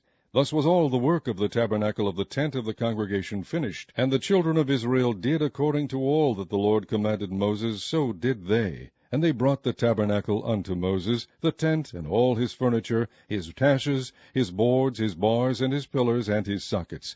And the covering of ram skins dyed red, and the covering of badger skins, and the veil of the covering, the ark of the testimony, and the staves thereof, and the mercy seat, the table, and all the vessels thereof, and the shewbread, the pure candlestick, with the lamps thereof, even with the lamps to be set in order, and all the vessels thereof, and the oil for light, and the golden altar, and the anointing oil, and the sweet incense, and the hanging for the tabernacle door, the brazen altar, and his grate of brass, his staves, and all his vessels, the laver and his foot, the hangings of the court, his pillars and his sockets, and the hanging for the court gate, his cords and his pins, and all the vessels of the service of the tabernacle for the tent of the congregation, the cloths of service to do service in the holy place, and the holy garments for Aaron the priest and his sons' garments to minister in the priest's office. According to all that the Lord commanded Moses, so the children of Israel made all the work. And Moses did look upon all the work, and behold, they had done it as the Lord had commanded, even so had they done it, and Moses blessed them. Chapter 40. And the Lord spake unto Moses, saying, On the 1st day of the 1st month shalt thou set up the tabernacle of the tent of the congregation. And thou shalt put therein the ark of the testimony, and cover the ark with the veil. And thou shalt bring in the table, and set in order the things that are to be set in order upon it. And thou shalt bring in the candlestick, and light the lamps thereof.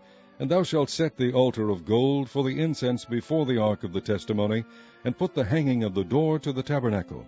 And thou shalt set the altar of the burnt offering before the door of the tabernacle of the tent of the congregation. And thou shalt set the laver between the tent of the congregation and the altar, and shalt put water therein. And thou shalt set up the court round about, and hang up the hanging at the court gate. And thou shalt take the anointing oil, and anoint the tabernacle, and all that is therein, and shalt hallow it, and all the vessels thereof, and it shall be holy. And thou shalt anoint the altar of the burnt offering, and all his vessels, and sanctify the altar, and it shall be an altar most holy. And thou shalt anoint the laver and his foot, and sanctify it. And thou shalt bring Aaron and his sons unto the door of the tabernacle of the congregation, and wash them with water. And thou shalt put upon Aaron the holy garments, and anoint him, and sanctify him, that he may minister unto me in the priest's office. And thou shalt bring his sons, and clothe them with coats. And thou shalt anoint them, as thou didst anoint their father, that they may minister unto me in the priest's office. For their anointing shall surely be an everlasting priesthood throughout their generations. Thus did Moses, according to all the Lord commanded him, so did he. And it came to pass, in the 1st month, in the 2nd year, on the 1st day of the month, that the tabernacle was reared up. And Moses reared up the tabernacle, and fastened his sockets, and set up the boards thereof, and put in the bars thereof, and reared up his pillars. And he spread abroad the tent over the tabernacle, and put the covering of the tent above it, as the Lord commanded Moses. And he took and put the testimony into the ark, and set the staves on the ark, and put the mercy seat above upon the ark. And he brought the ark into the tabernacle, and set up the veil of the covering, and covered the ark of the testimony, as the Lord commanded Moses. And he put the table in the tent of the congregation, upon the side of the tabernacle northward without the veil. And he set the bread in order upon it before the Lord, as the Lord had commanded Moses. And he put the candlestick in the tent of the congregation, over against the table, on the side of the tabernacle southward. And he lighted the lamps before the Lord, as the Lord commanded Moses. And he put the golden altar in the tent of the congregation before the veil. And he burnt sweet incense thereon, as the Lord commanded Moses. And he set up the hanging at the door of the tabernacle.